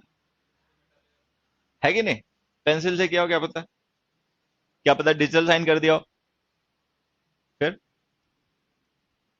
ये उसने भी यही बोला था, I can not afford two by this car, ये बोला था ना, I can not afford two by this costlier watch. हालांकि अगर बाई लिख देते तो वो सही हो जाता, लेकिन एक्चुअल में वहां पे ये थोड़ी हम कह सकते हैं कि बाई का लिखने से गलत हो जाएगा, ये तो हमने सपोज कर लिया, ये सब्जेक्टिव मत हुआ करो। आई हैव नेवर फेस्ड, ठीक है, व्हाट हैव नेवर फेस्ड। अब व्हाट का रिप्लाई चाहिए तो ये वर्ब ट्रांसिटिव हो गए। जिन वर्ड्स को व्हाट या हुम का रिप्लाई की जरूरत पड़ती है वो ट्रांसिटिव होते हैं, डायरेक्ट ऑब्जेक्ट लिखा करो, प्रिपोजिशन नहीं। फिर हमने लिखा our team doesn't lack what, what doesn't it lack, तो व्हाट का रिप्लाई चाहिए तो ये भी वर्ब ट्रांसिटिव हो गई।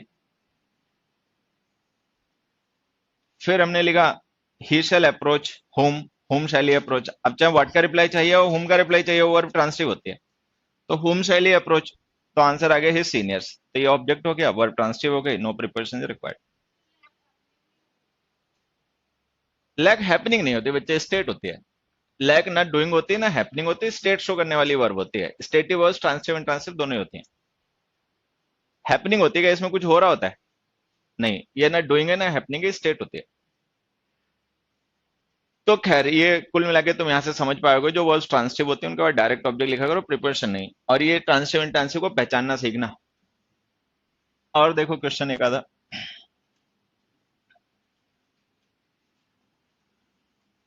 We have been gone through many ups and downs.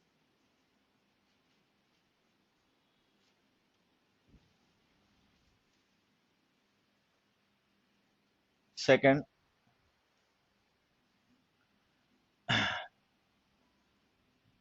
This agreement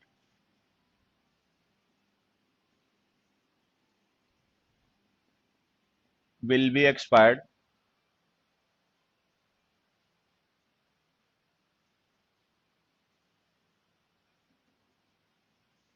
Chinese phone ऐसे आ गए इंडिया में, this agreement will be expired in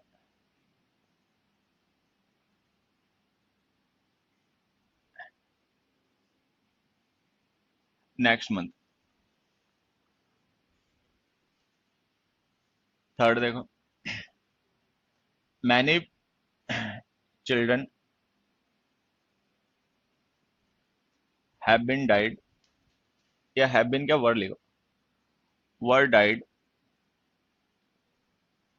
of, क्या उस बुखार का नाम है जो बिहार में चल रहा है, चमकी?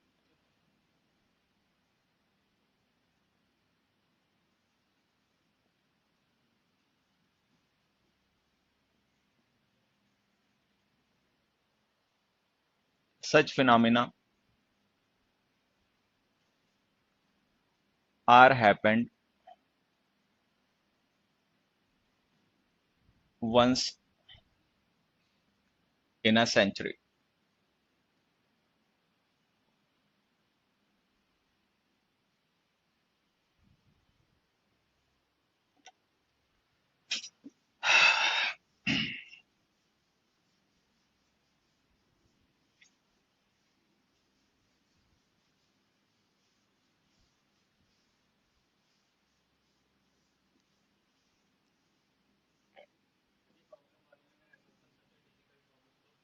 हम्म,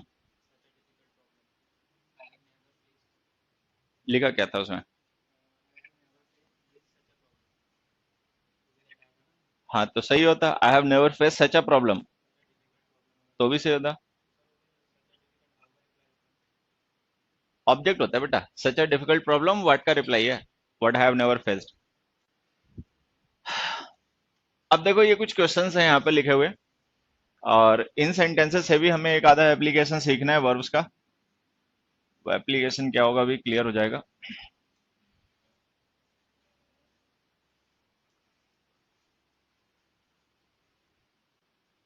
क्या नाम है? हाँ, रोहित किसने बता दिया नाम? कौन है रोहित? अरे उतना पीछे नहीं पूछ रहे थे, चलो अब आजा। रोहित ये बताइए, वर्ब्स जो हमने यहाँ पे यूज किए इन सेंटेंस में वो ट्रांसटिव एक्टिव या पैसिव?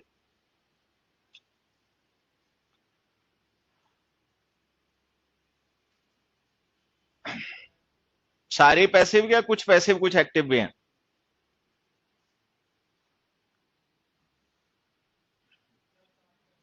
सारी पैसिव है, कैसे बदल गया सारी पैसिव है?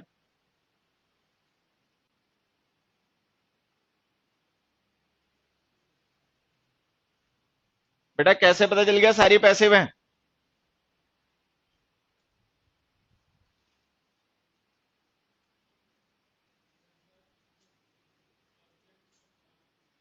हाँ क्या कह रहा है? सेंटेंस पढ़ के पता चल गया? ऐसा क्या सेंटेंस में पढ़ लिया कि पता चल गया? हम भी पढ़ लें वही हमें भी पता चल जाए, बता।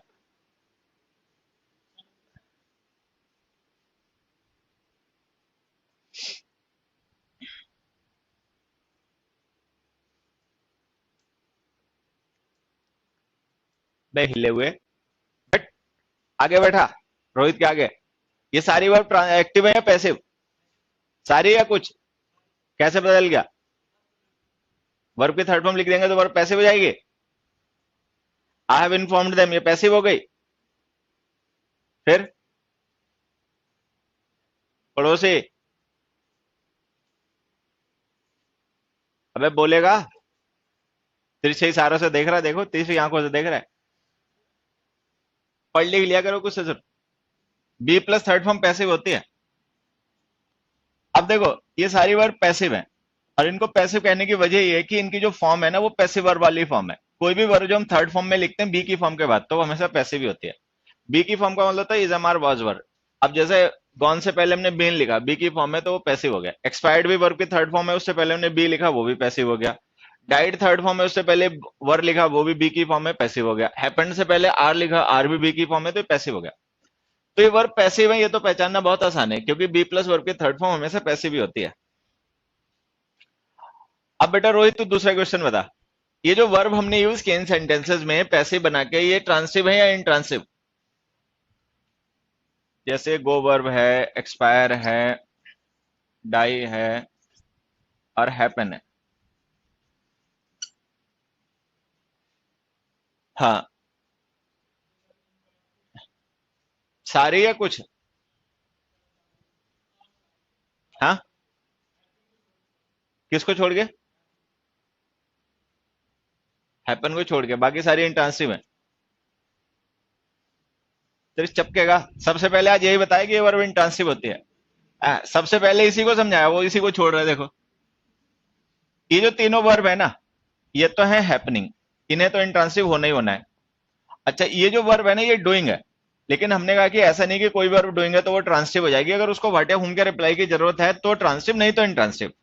अब मान लो हमने एक सेंटेंस लिखा दे गो, अब इसके बाद में अगर हम चाहें तो क्या व्हाट या हूम का रिप्लाई लिख पाएंगे? देखो देखो, हाँ नहीं लिख पाओगे, क्योंकि जब भी इसके बाद में कोई नाउन लिखोगे या प्रोनाउन लिखोगे ना, तो हमेशा प्रिपरेशन चाहिए होगी। मान लो हमने यहाँ पे एक नाउन लिख दिया हिम, या प्रोनाउन, ये मतलब प्रोनाउन लिख दिया हिम या नाउन लिख दिया स्कूल।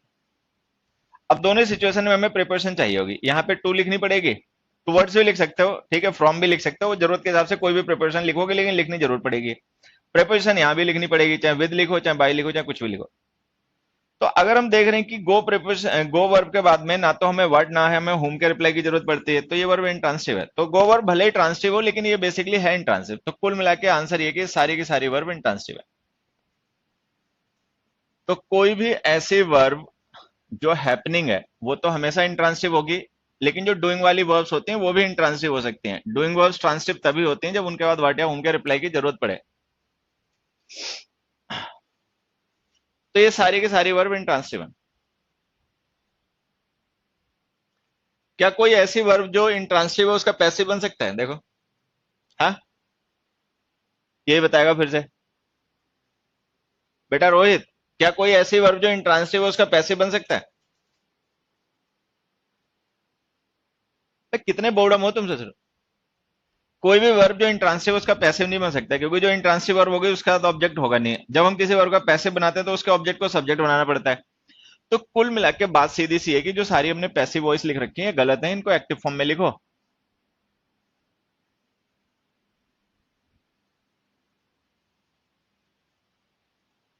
तो इन सेंटेंसेस को हमें ऐसे लिखना पड़ेगा, we have gone through many ups and downs, this agreement will expire next month, many children died of chamki, and such phenomena happen once in a century. तो कोई भी वर्ब जो इंट्रांसिटिव हो, फिर से समझ लो, ये सब हम बस ये सीख रहे हैं कि जो ट्रांसिटिव इंट्रांसिटिव हम डिस्कस कर रहे हैं उसका हमें मतलब हमें उसकी कितनी जरूरत पड़नी है आगे सिलेबस में आके। तो अपना अभी से क्लियर करते हुए चलना।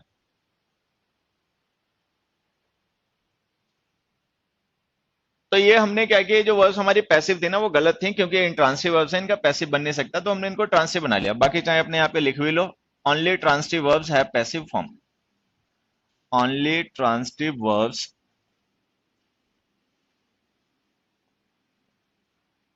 Have passive forms. केवल ट्रांसिटिव वर्ब्स को ही पैसिव फॉर्म्स में यूज किया जा सकता है, इंट्रांसिटिव वर्ब्स हमेशा एक्टिव फॉर्म में यूज किया करो।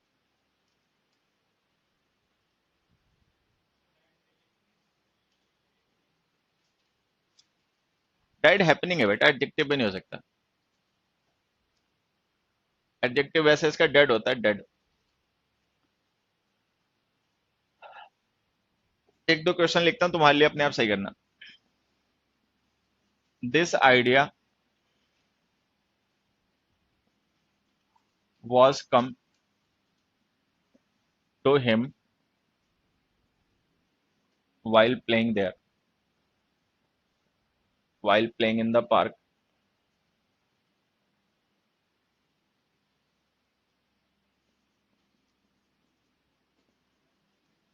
He has been from the river. He has been swum across the river easily.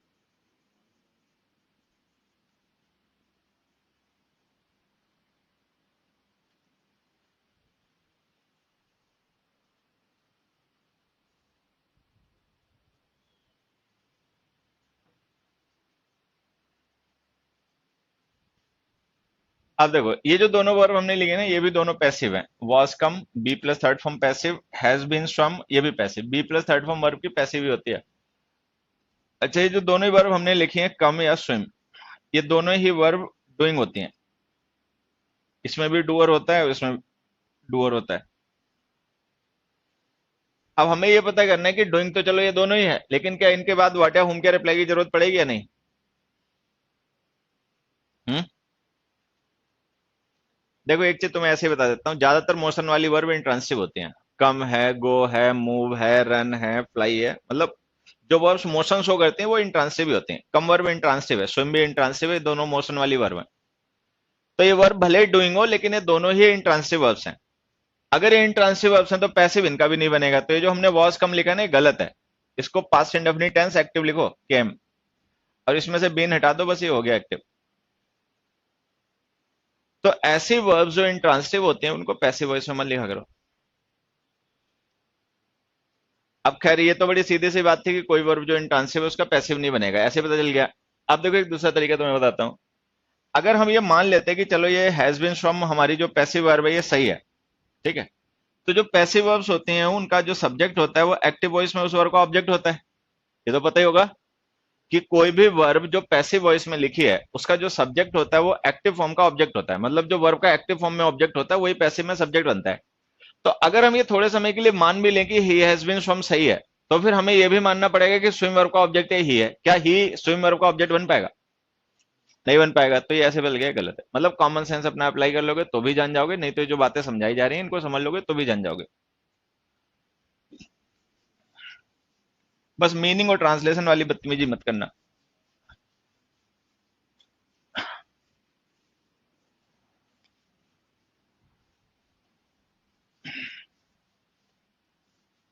तो खैर हमने दो टाइप ऑफ वर्ब्स को डिस्कस कर लिया। अब लिख दो थर्ड टाइप ऑफ वर्ब्स,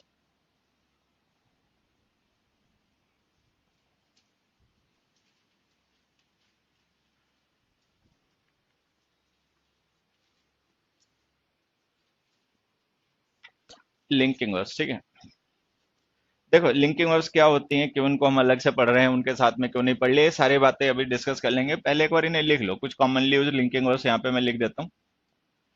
एक तो बी और उसकी सारी forms, is am are was were. जब हम बी की फॉर्म्स को वर्ब बना के लिखते हैं तो सारी लिंकिंग वर्ब भी होती हैं। Become, get, go, grow, feel, smell, taste, look, seem, appear, stay, turn, remain, keep, reach,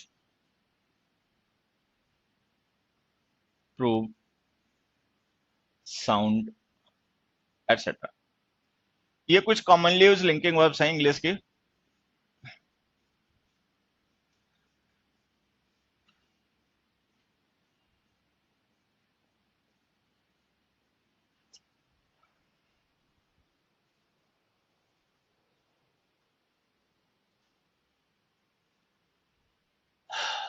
अब देखो इनमें और एक्शन वर्ब्स में, बाकी वर्ब्स में डिफरेंस क्या होता है ये समझते हैं।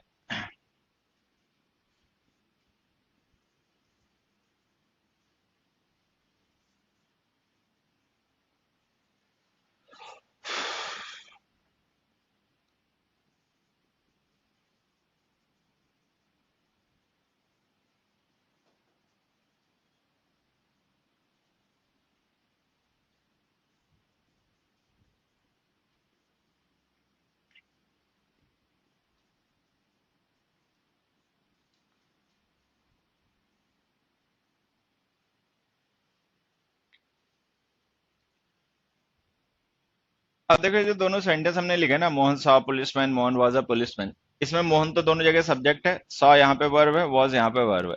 ये जो पुलिसमैन है ना, ये यहाँ पर ऑब्जेक्ट है और यहाँ पर कॉम्प्लीमेंट है।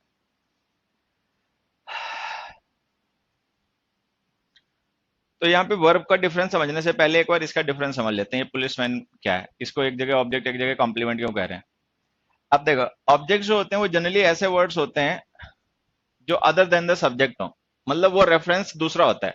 तो जो मोहन है ना, ये सब्जेक्ट का रेफरेंस है, लेकिन जो पुलिसमैन है वो मोहन का रेफरेंस नहीं, वो किसी और का रेफरेंस है। मतलब वो वर्ड मोहन सब्जेक्ट को रेफर करने के लिए नहीं, किसी और को रेफर करने के लिए। तो ये हो गया ऑब्जेक्ट और ये हो गया सब्जेक्ट। लेकिन यहाँ पर हम देखें तो जो पुलिसमैन है वो एक्चुअल में मोहन का ही रेफरेंस है, ना कि किसी और का। मतलब ये रेफरेंस सेम है। तो जो पुलिसमैन वर्ड है वो मोहन को रेफर कर रहा है, बाकी किसी और को नहीं। तो हम इसे ऑब्जेक्ट नहीं कहेंगे, इसे कॉम्प्लीमेंट कहेंगे। कॉम्प्लीमेंट का मतलब होता है पूरक। तो कॉम्प्लीमेंट्स वो वर्ड्स होते हैं जो सब्जेक्ट को रेफर करने के लिए ही लिखे जाते हैं, मतलब वो सब्जेक्ट का ही रेफरेंस होते हैं, बाकी कुछ और नहीं।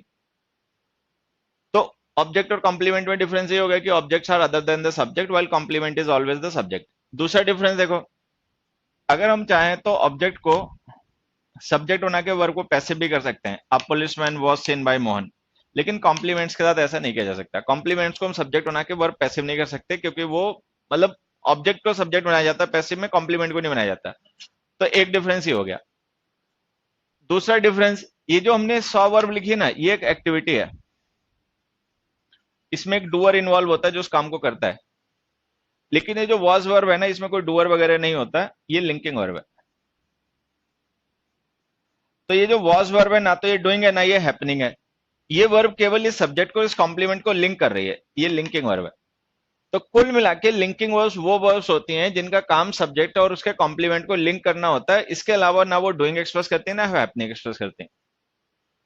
अब ये इंग्लिश में कुछ ऐसे वर्ब्स हैं जिनको हम इस पर्पस के लिए, मतलब सब्जेक्ट को और उसके कॉम्प्लीमेंट को कनेक्ट करने के लिए इंग्लिश में यूज करते हैं, तो इन्हें हम लिंकिंग वर्ब्स कहते हैं। लिंकिंग वर्ब इसीलिए because they link the subject with complement, वो सब्जेक्ट को और कॉम्प्लीमेंट को लिंक करते हैं, इसीलिए इनको लिंकिंग वर्ब कहा जाता है।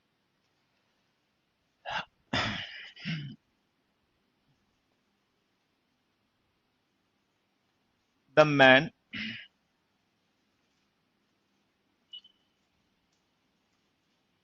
Tested the food, the food tested delicious.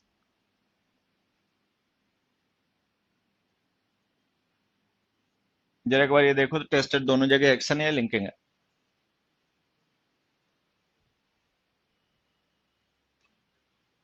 Hmm, first में क्या है? ठीक है। अब अगर हम यहाँ पे ध्यान से देखें तो जो टेस्टेड वर्ब हमने पहले सेंटेंस में लिखी है ना, ये है एक्शन वर्ब और ये है लिंकिंग वर्ब। अब वैसे तो इसको पहचानने के कई तरीके हैं, लेकिन जो सबसे आसान तरीका होता है वो ये होता है कि वर्ब के बाद जो हमने लिखा वो ऑब्जेक्ट है या कॉम्प्लीमेंट। ऑब्जेक्ट और कॉम्प्लीमेंट को पहचानना ज्यादा आसान होता है। तो वो जो हमने फूड लिखा है ना, फूड वर्ड, वो फूड मैन का रेफरेंस नहीं है, वो सब्जेक्ट को रेफर करने के लिए लिखा गया वर्ड नहीं, वो किसी और चीज को रेफर कर रहा है, तो हम उसे ऑब्जेक्ट कहेंगे। अच्छा, जबकि डिलीशियस जो है वो सब्जेक्ट फूड को डिस्क्राइब करने के लिए लिखा गया, तो हम उसे उस सब्जेक्ट का कॉम्प्लीमेंट कहेंगे। तो अगर ये कॉम्प्लीमेंट है तो ये वर्ब लिंकिंग है, और अगर ये ऑब्जेक्ट है तो ये वर्ब एक्शन है। तो एक तो डिफरेंस यही हो गया कि इसको हम एक्शन कह रहे हैं, इसको लिंकिंग कह रहे हैं। दूसरा एक डिफरेंस ये भी है कि जो वर्ब्स लिंकिंग होती हैं उनको बी की फॉर्म रिप्लेस कर देते हैं सेंटेंस में, बिना मीनिंग को चेंज किया, सेंटेंस को गलत किया।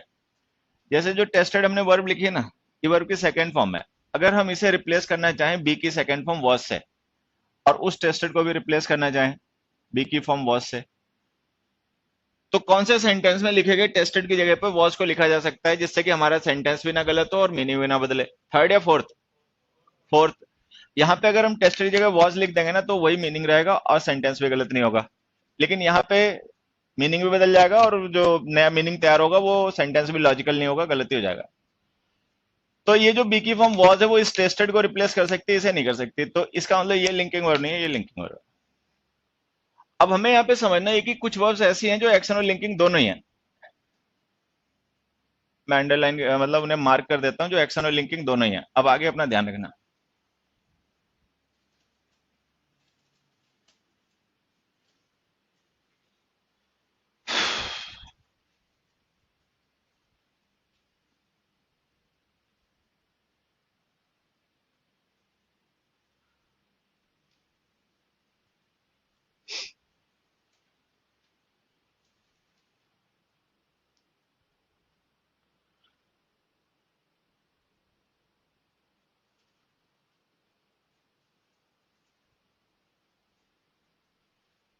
अब देखो फिर से एक बार समझ लो, जो वर्ब्स अभी इस लिस्ट में नहीं लिखी हैं, ठीक है, उन्हें सबको एक्शन वर्ब भी मानना। जो अभी यहाँ पे नहीं लिखी है, मतलब उन्हें लिंकिंग वर्ब की कैटेगरी में मत मानना। ठीक है, जैसे यहाँ पे टीच नहीं लिखा, प्ले नहीं लिखा, क्राई नहीं लिखा, शाउट नहीं लिखा, रन नहीं लिखा, ईट नहीं लिखा, तो वो सारी अभी नॉन लिंकिंग वर्ब्स हैं। ये जो वर्ब्स यहाँ पे लिखी है ना, ये लिंकिंग वर्ब्स हैं। अच्छा, इनमें से भी जिन्हें मार्क कर दिया गया वो एक्शन और लिंकिंग दोनों ही है। अब फिर से मैं बता देता हूं, अगर हमें ये पहचानना हो कि कोई वर्ब एक्शन या लिंकिंग है, तो सबसे आसान तरीका ये होता है कि देखो उस वर्ब के बाद में ऑब्जेक्ट लिखा गया या कॉम्प्लीमेंट लिखा गया। ऑब्जेक्ट लिखा गया तो एक्शन है, कॉम्प्लीमेंट लिखा गया तो लिंकिंग है। या एक दूसरा तरीका ये भी होता है कि उस वर्ब को बी की फॉर्म से रिप्लेस करके देखो, अगर लगे कि बी की फॉर्म उस सेंटेंस में उस वर्ब को रिप्लेस कर देगी जिससे मीनिंग भी नहीं बदलेगा और सेंटेंस गलत भी नहीं होगा, तो समझ जाना कि वो लिंकिंग वर्ब ही थी। अगर ना बी की फॉर्म उसे रिप्लेस कर पाए, मीनिंग बदल जाए या सेंटेंस गलत हो जाए, तो जान जाना कि वो लिंकिंग वर्ब नहीं थी। तो एक तो तरीका यही हो गया। एक दूसरा तरीका देखो, ये जो फूड वर्ड है ना, ये है नाउन, और ये जो डिलीशियस वर्ड है अगर तुम पहले से जानते हो तो ये एडजेक्टिव है। अब होता क्या है कि जब भी हम कोई सेंटेंस लिखते हैं तो उस सेंटेंस में जिन वर्ड्स को हम सब्जेक्ट या ऑब्जेक्ट बनाकर लिखते हैं वो या तो नाउन्स होते हैं या प्रोनाउंस होते हैं। लेकिन अगर बात सब्जेक्ट ऑब्जेक्ट की नहीं, कॉम्प्लीमेंट्स की हो, तो कॉम्प्लीमेंट्स जो होते हैं वो नाउन प्रोनाउन के अलावा एडजेक्टिव भी हो सकते हैं। तो इस बात को अगर हम दूसरे तरीके से कहें तो ऐसे कह सकते हैं कि एडजेक्टिव्स कॉम्प्लीमेंट ही हो सकते हैं, सब्जेक्ट या ऑब्जेक्ट नहीं। तो अगर कभी किसी वर्ब के बाद तुम्हें एडजेक्टिव दिखाई पड़ जाए तो भी जान जाना कि वो एडजेक्टिव कॉम्प्लीमेंट है और वर्ब लिंकिंग है। तो अगर तुम ये जान पा रहे हो कि डिलीशियस एडजेक्टिव है, तो ये पता चल जाना चाहिए कि उससे पहले लिखी गई वर्ब लिंकिंग होगी, क्योंकि एडजेक्टिव लिंकिंग और के बाद ही आते हैं।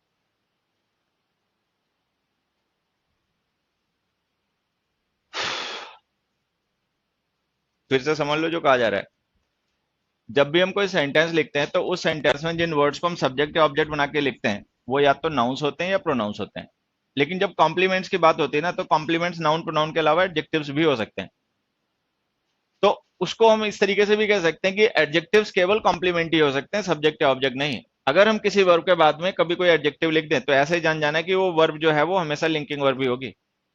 तो डिलीशियस एडजेक्टिव है तो ऐसे बदल गया कि वो टेस्ट लिंकिंग वर्ब भी होगी।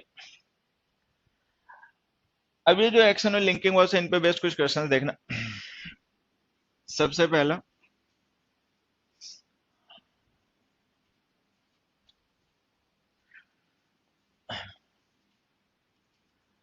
This news was appeared on all channels.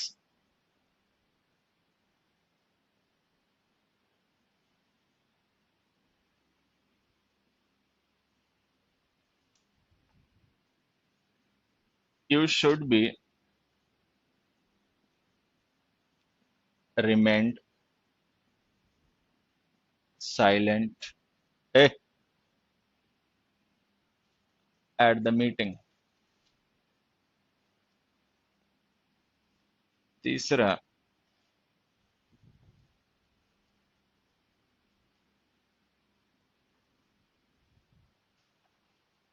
क्या कर रहा है वे मूर्ख, क्या कर रहा है, क्यों चोंच लड़ा रहा है उससे?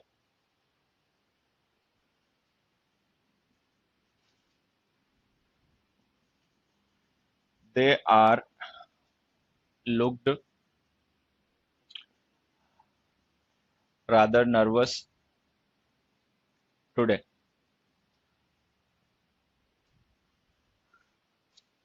ये सेंटेंस बता सही है गलत? खीसे बड़ी फूट रही है तेरी, आज मैं तेरी पहले खीसे निकालता हूँ। ये तीनों सेंटेंस पढ़ और ये बता ये सही है गलत।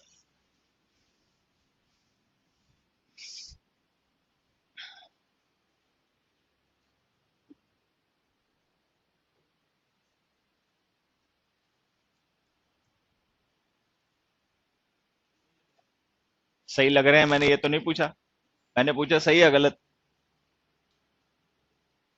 हाँ,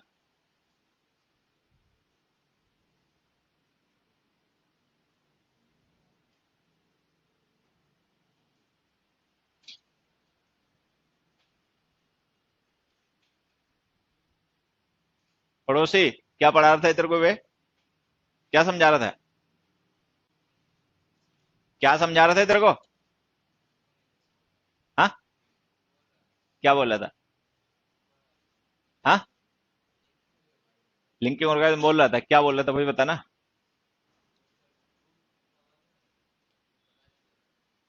प्रूफ का पता नहीं चल पा रहा कि एक्शन है लिंकिंग है। अच्छा, ये पता नहीं चल पा रहा है कि एन है कि वी है। अच्छा, ये पता चल गया ये प्रूफ है, बस ये नहीं पता चल पा रहा कि एन है कि वी है। देखो इन ससुर को, देखो इन्हें, देखो इन पागलों को ससुर। अबे हिले हुए जब पता चल गया प्रूफ है तो एन में कैसे हो जाएगा?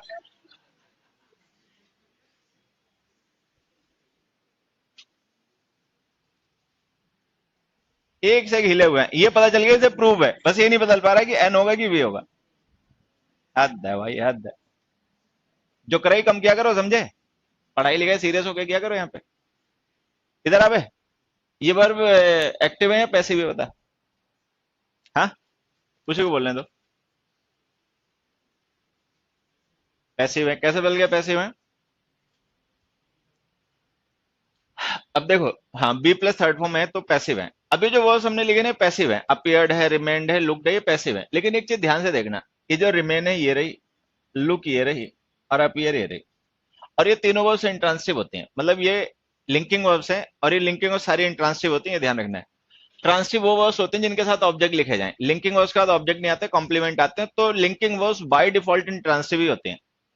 तो जितनी भी लिंकिंग वर्ब्स होती हैं वो सारी इंट्रांसिटिव होती हैं। अब ये तीनों जो हमने लिख रखे हैं ना लिंकिंग वर्ब हैं, अगर ये लिंकिंग वर्ब है तो इनके पैसिव तो नहीं बनने चाहिए थे, क्योंकि लिंकिंग और इंट्रांसिटिव होते हैं। तो ये लोग पैसिव फिर से गलत हो गए।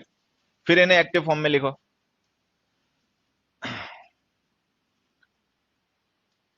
तो इन सेंटेंसेस को ऐसे लिखो, they look rather nervous today, you should remain silent at the meeting, this news appeared on all channels. और इसको ऐसे लिख लो, don't use linking verbs in passive voice, don't use linking verbs in passive form. Linking verbs को passive form में नहीं use करना। ये सारी वर्ब इंट्रांसिटिव होती हैं, इनके पैसिव वैसिव नहीं बनते।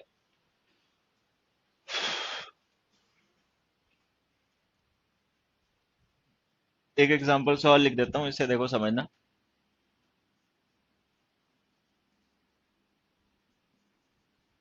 The idea was become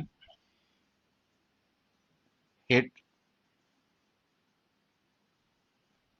among the students।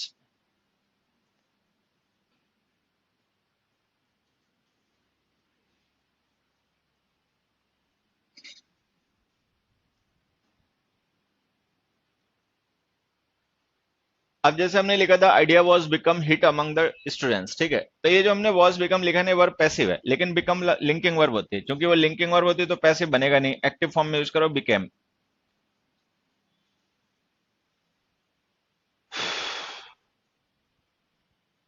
तो एक तो सबसे पहले ये ध्यान देना कि जो लिंकिंग वर्ड्स होते हैं इनको पैसिव वॉइस में मत लिखा करो, ये सारे इंट्रांसिव होते हैं, इनके पैसिव वैसे बनते नहीं है।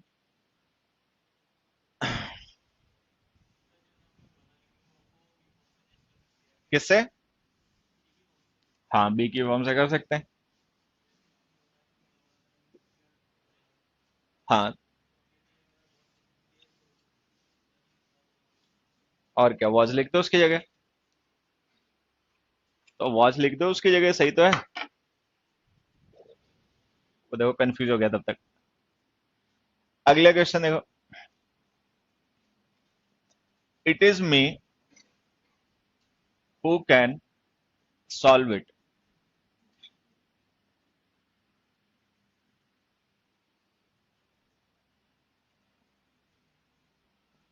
Was it her who told you this news?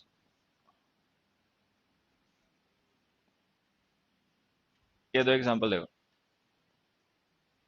अब हमने लिखा it is me who can solve it, and was it her who told you this news. अब देखो समझना, ये जो इज है ना, ये वर्ब है या helping verb?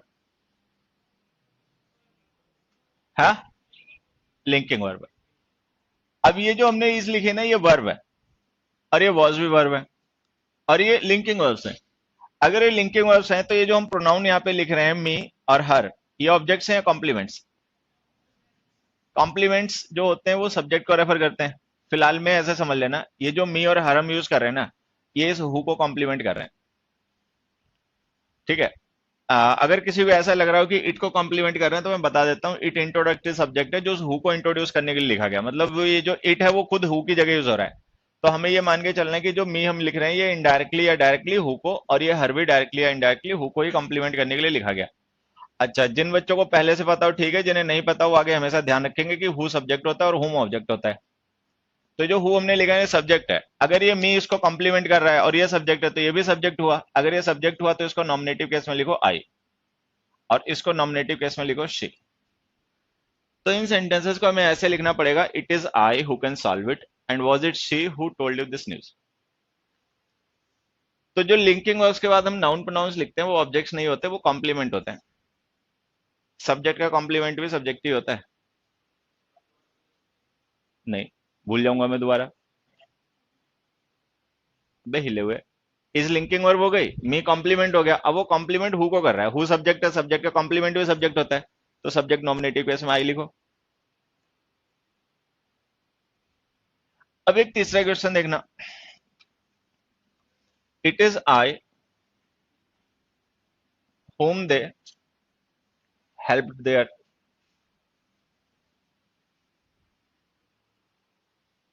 it is I whom they helped their। अब देखो फिर से वही सेम सेंटेंस है, ठीक है, बस इसमें थोड़ा सा ये हो गया डिफरेंस कि जो अब आई हम यूज कर रहे हैं ना, ये कॉम्प्लीमेंट whom को कर रहा है। अच्छा, whom होता है ऑब्जेक्ट, इस बार देखो सब्जेक्ट दे है, ध्यान देना। तो यहाँ पे सब्जेक्ट है दे, लेकिन ये जो आई हम यूज कर रहे हैं ना, ये दे को कॉम्प्लीमेंट नहीं कर रहा है, ये कॉम्प्लीमेंट कर रहा है whom को, जो कि ऑब्जेक्ट है। तो अगर ये ऑब्जेक्ट को कॉम्प्लीमेंट कर रहा है तो ये भी ऑब्जेक्ट हो गया, और अगर ये ऑब्जेक्ट हो गया तो फिर तो मी लिखना पड़ेगा। तो इसको ऐसे लिखो, it is me whom they helped their। तो ये जो लिंकिंग वर्ड्स के बाद में लिखे गए नाउन से प्रोनाउंस होते हैं, कॉम्प्लीमेंट होते हैं। अगर सब्जेक्ट को कॉम्प्लीमेंट करें तो फिर सब्जेक्टिव केस में लिखा करो, ऑब्जेक्ट को कॉम्प्लीमेंट करें तो ऑब्जेक्टिव केस में लिखा करो। अब अगर हु लिख रहे हो तो इसका मतलब ये सब्जेक्ट हो गया, तो सब्जेक्ट का कॉम्प्लीमेंट सब्जेक्ट होता है, नॉमिनेटिव केस में लिख दो। अगर हुम लिखोगे तो ये ऑब्जेक्ट है, ऑब्जेक्ट का कॉम्प्लीमेंट भी ऑब्जेक्ट होता है, तो उसको ऑब्जेक्टिव केस में लिखो। हालांकि एक आधी सिचुएशन ऐसी भी हो सकती है जैसे ये वाली, it was him that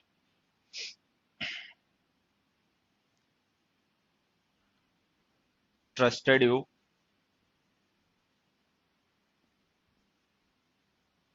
most.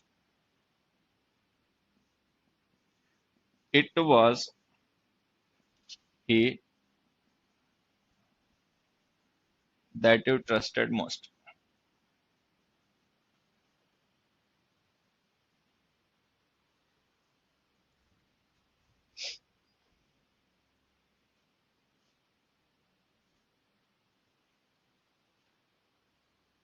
अब देखो, जैसे ये हु और हुम प्रोनाउंस होते हैं ना, वैसे ये दैट भी प्रोनाउन होता है, ठीक है। बस होता है क्या, हु सब्जेक्ट होता है, हुम ऑब्जेक्ट होता है, दैट होता है जरूरत के हिसाब से कुछ भी हो सकता है, सब्जेक्ट भी हो सकता है, ऑब्जेक्ट भी हो सकता है। तो ये जो हु, हुम और दैट होते हैं, ये तीनों वर्ड प्रोनाउन होते हैं, ठीक है। अब हुम तो ऑब्जेक्ट होता है, वो देख के पता चल जाता है, हु सब्जेक्ट होता है, वो भी पता चल जाता है, दैट का हमें पता करना पड़ता है। अब जैसे अगर इस सेंटेंस में हम देखें तो यहाँ पे जो ट्रस्टेड वर्ब है ना, उससे पहले हमने यू लिख रखा है। तो अगर हम यू को सब्जेक्ट से वर्ब से पहले लिख रहे हैं तो ये सब्जेक्ट ही होगा। अगर यू सब्जेक्ट हो गया तो फिर दैट को ऑब्जेक्ट मानना। अच्छा, यहां पर हम यू को लिख रहे हैं ट्रस्टेड वर्ब के बाद में, अगर वर्ब के बाद लिख रहे हैं तो यू सब्जेक्ट तो हो नहीं सकता, सब्जेक्ट होता तो पहले आता, तो इसका मतलब ये यू ऑब्जेक्ट है। अगर यू ऑब्जेक्ट हो गया तो फिर सब्जेक्ट कौन होगा, तो फिर सब्जेक्ट या दैट प्रोनाउन हो जाएगा।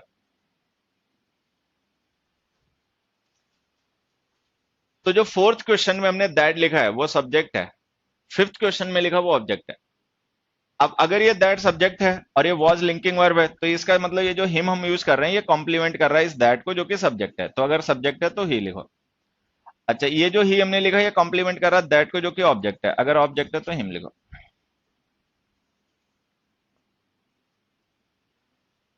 तो ये अपना ध्यान देना है कि लिंकिंग वर्ब्स के बाद में जो हम प्रोनाउंस लिखते हैं वो कॉम्प्लीमेंट होते हैं, वो सब्जेक्ट के कॉम्प्लीमेंट हैं या ऑब्जेक्ट के कॉम्प्लीमेंट हैं, ये देखने के बाद में उनको फॉर्म डिसाइड क्या करो, सब्जेक्ट का कॉम्प्लीमेंट तो नॉमिनेटिव, ऑब्जेक्ट का कॉम्प्लीमेंट तो objective.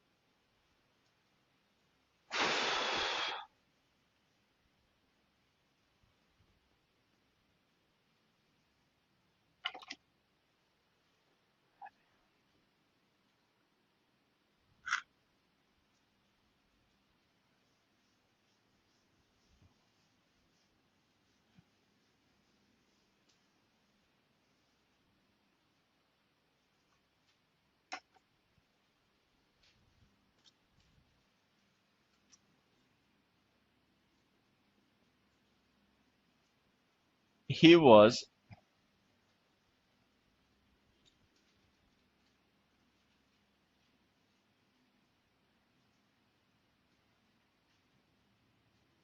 happy when they told him the news.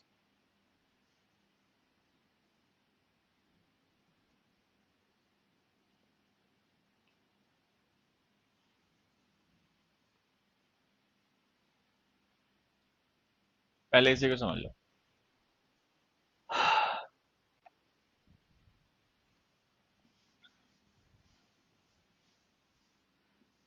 अब देखो, जैसे कि हमने पढ़ा, ये लिंकिंग वर्ड्स जो होती हैं डूइंग ए हैपनिंग नहीं होती हैं, स्टेट डिस्क्राइब करते हैं। तो मान लो हमने जैसे सेंटेंस लिखा ही वॉज हैप्पी, तो ये उस पर्सन की स्टेट हो गई कि कोई पर्सन है वो खुश था, ये हम उसकी स्टेट डिस्क्राइब कर रहे हैं।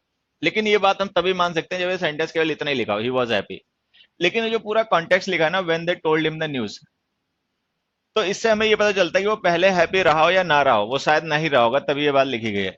तो अगर हम ये लिखते हैं when they told him the news, तो इसका मतलब जो उसको न्यूज बता दी तब वो खुश हुआ, तो इसका मतलब हम सिंपली स्टेट ना डिस्क्राइब करके चेंज इन स्टेट डिस्क्राइब कर रहे हैं।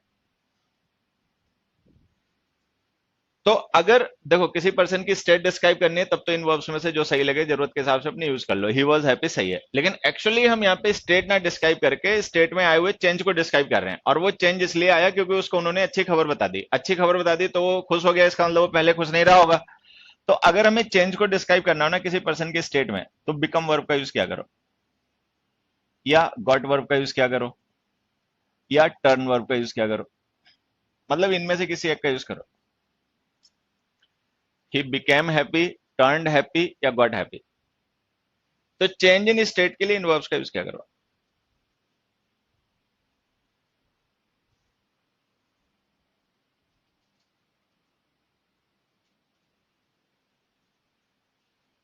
सबसे कॉमन वैसे इसमें गेट वर्ब होती है। तो जब भी कोई चेंज रेफर करना हो स्टेट में तो इनका यूज क्या करो, he got happy, he got successful, he got worried, वगैरह वगैरह। अब दूसरा एग्जांपल देखना, he was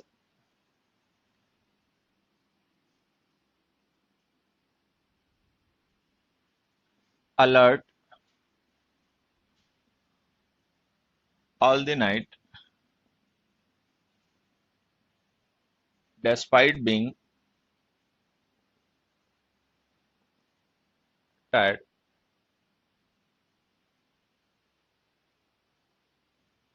He was alert all the night despite being tired.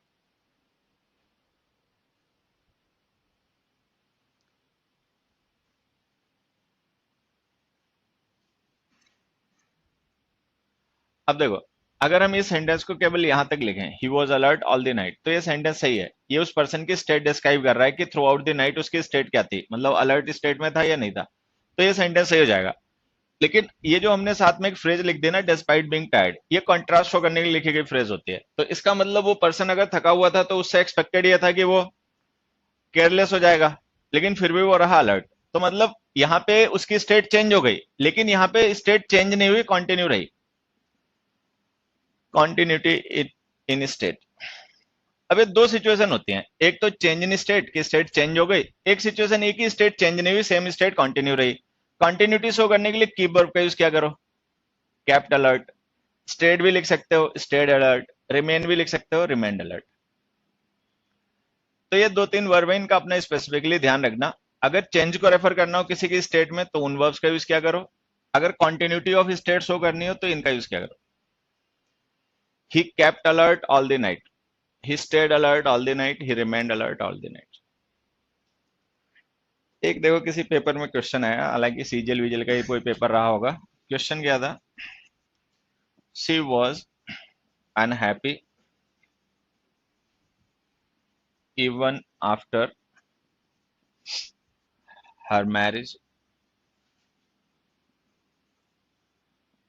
in a rich family। अब नेट पे ढूंढोगे तो पता चल जाएगा कौन से पेपर का क्वेश्चन है, लेकिन मुझे सही से याद हो तो यही है। अब अगर ये सेंटेंस केवल यहीं तक हो तब तो ये सही है, शी वॉज अनहैप्पी, ठीक है। लेकिन यहाँ पे जो हमने लिखा है ना, even after her marriage in a rich family, तो इसका मतलब एक्सपेक्टेशन ये था, एक्सपेक्टेड ये था कि वो अनहैप्पी, उसकी स्टेट जो है वो डिसकंटिन्यू हो जाएगी रिच फैमिली में शादी होने के बाद।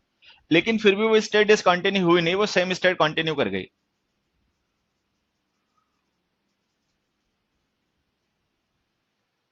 तो हम इसको ऐसे लिख देंगे, she remained unhappy even after her marriage in a rich family.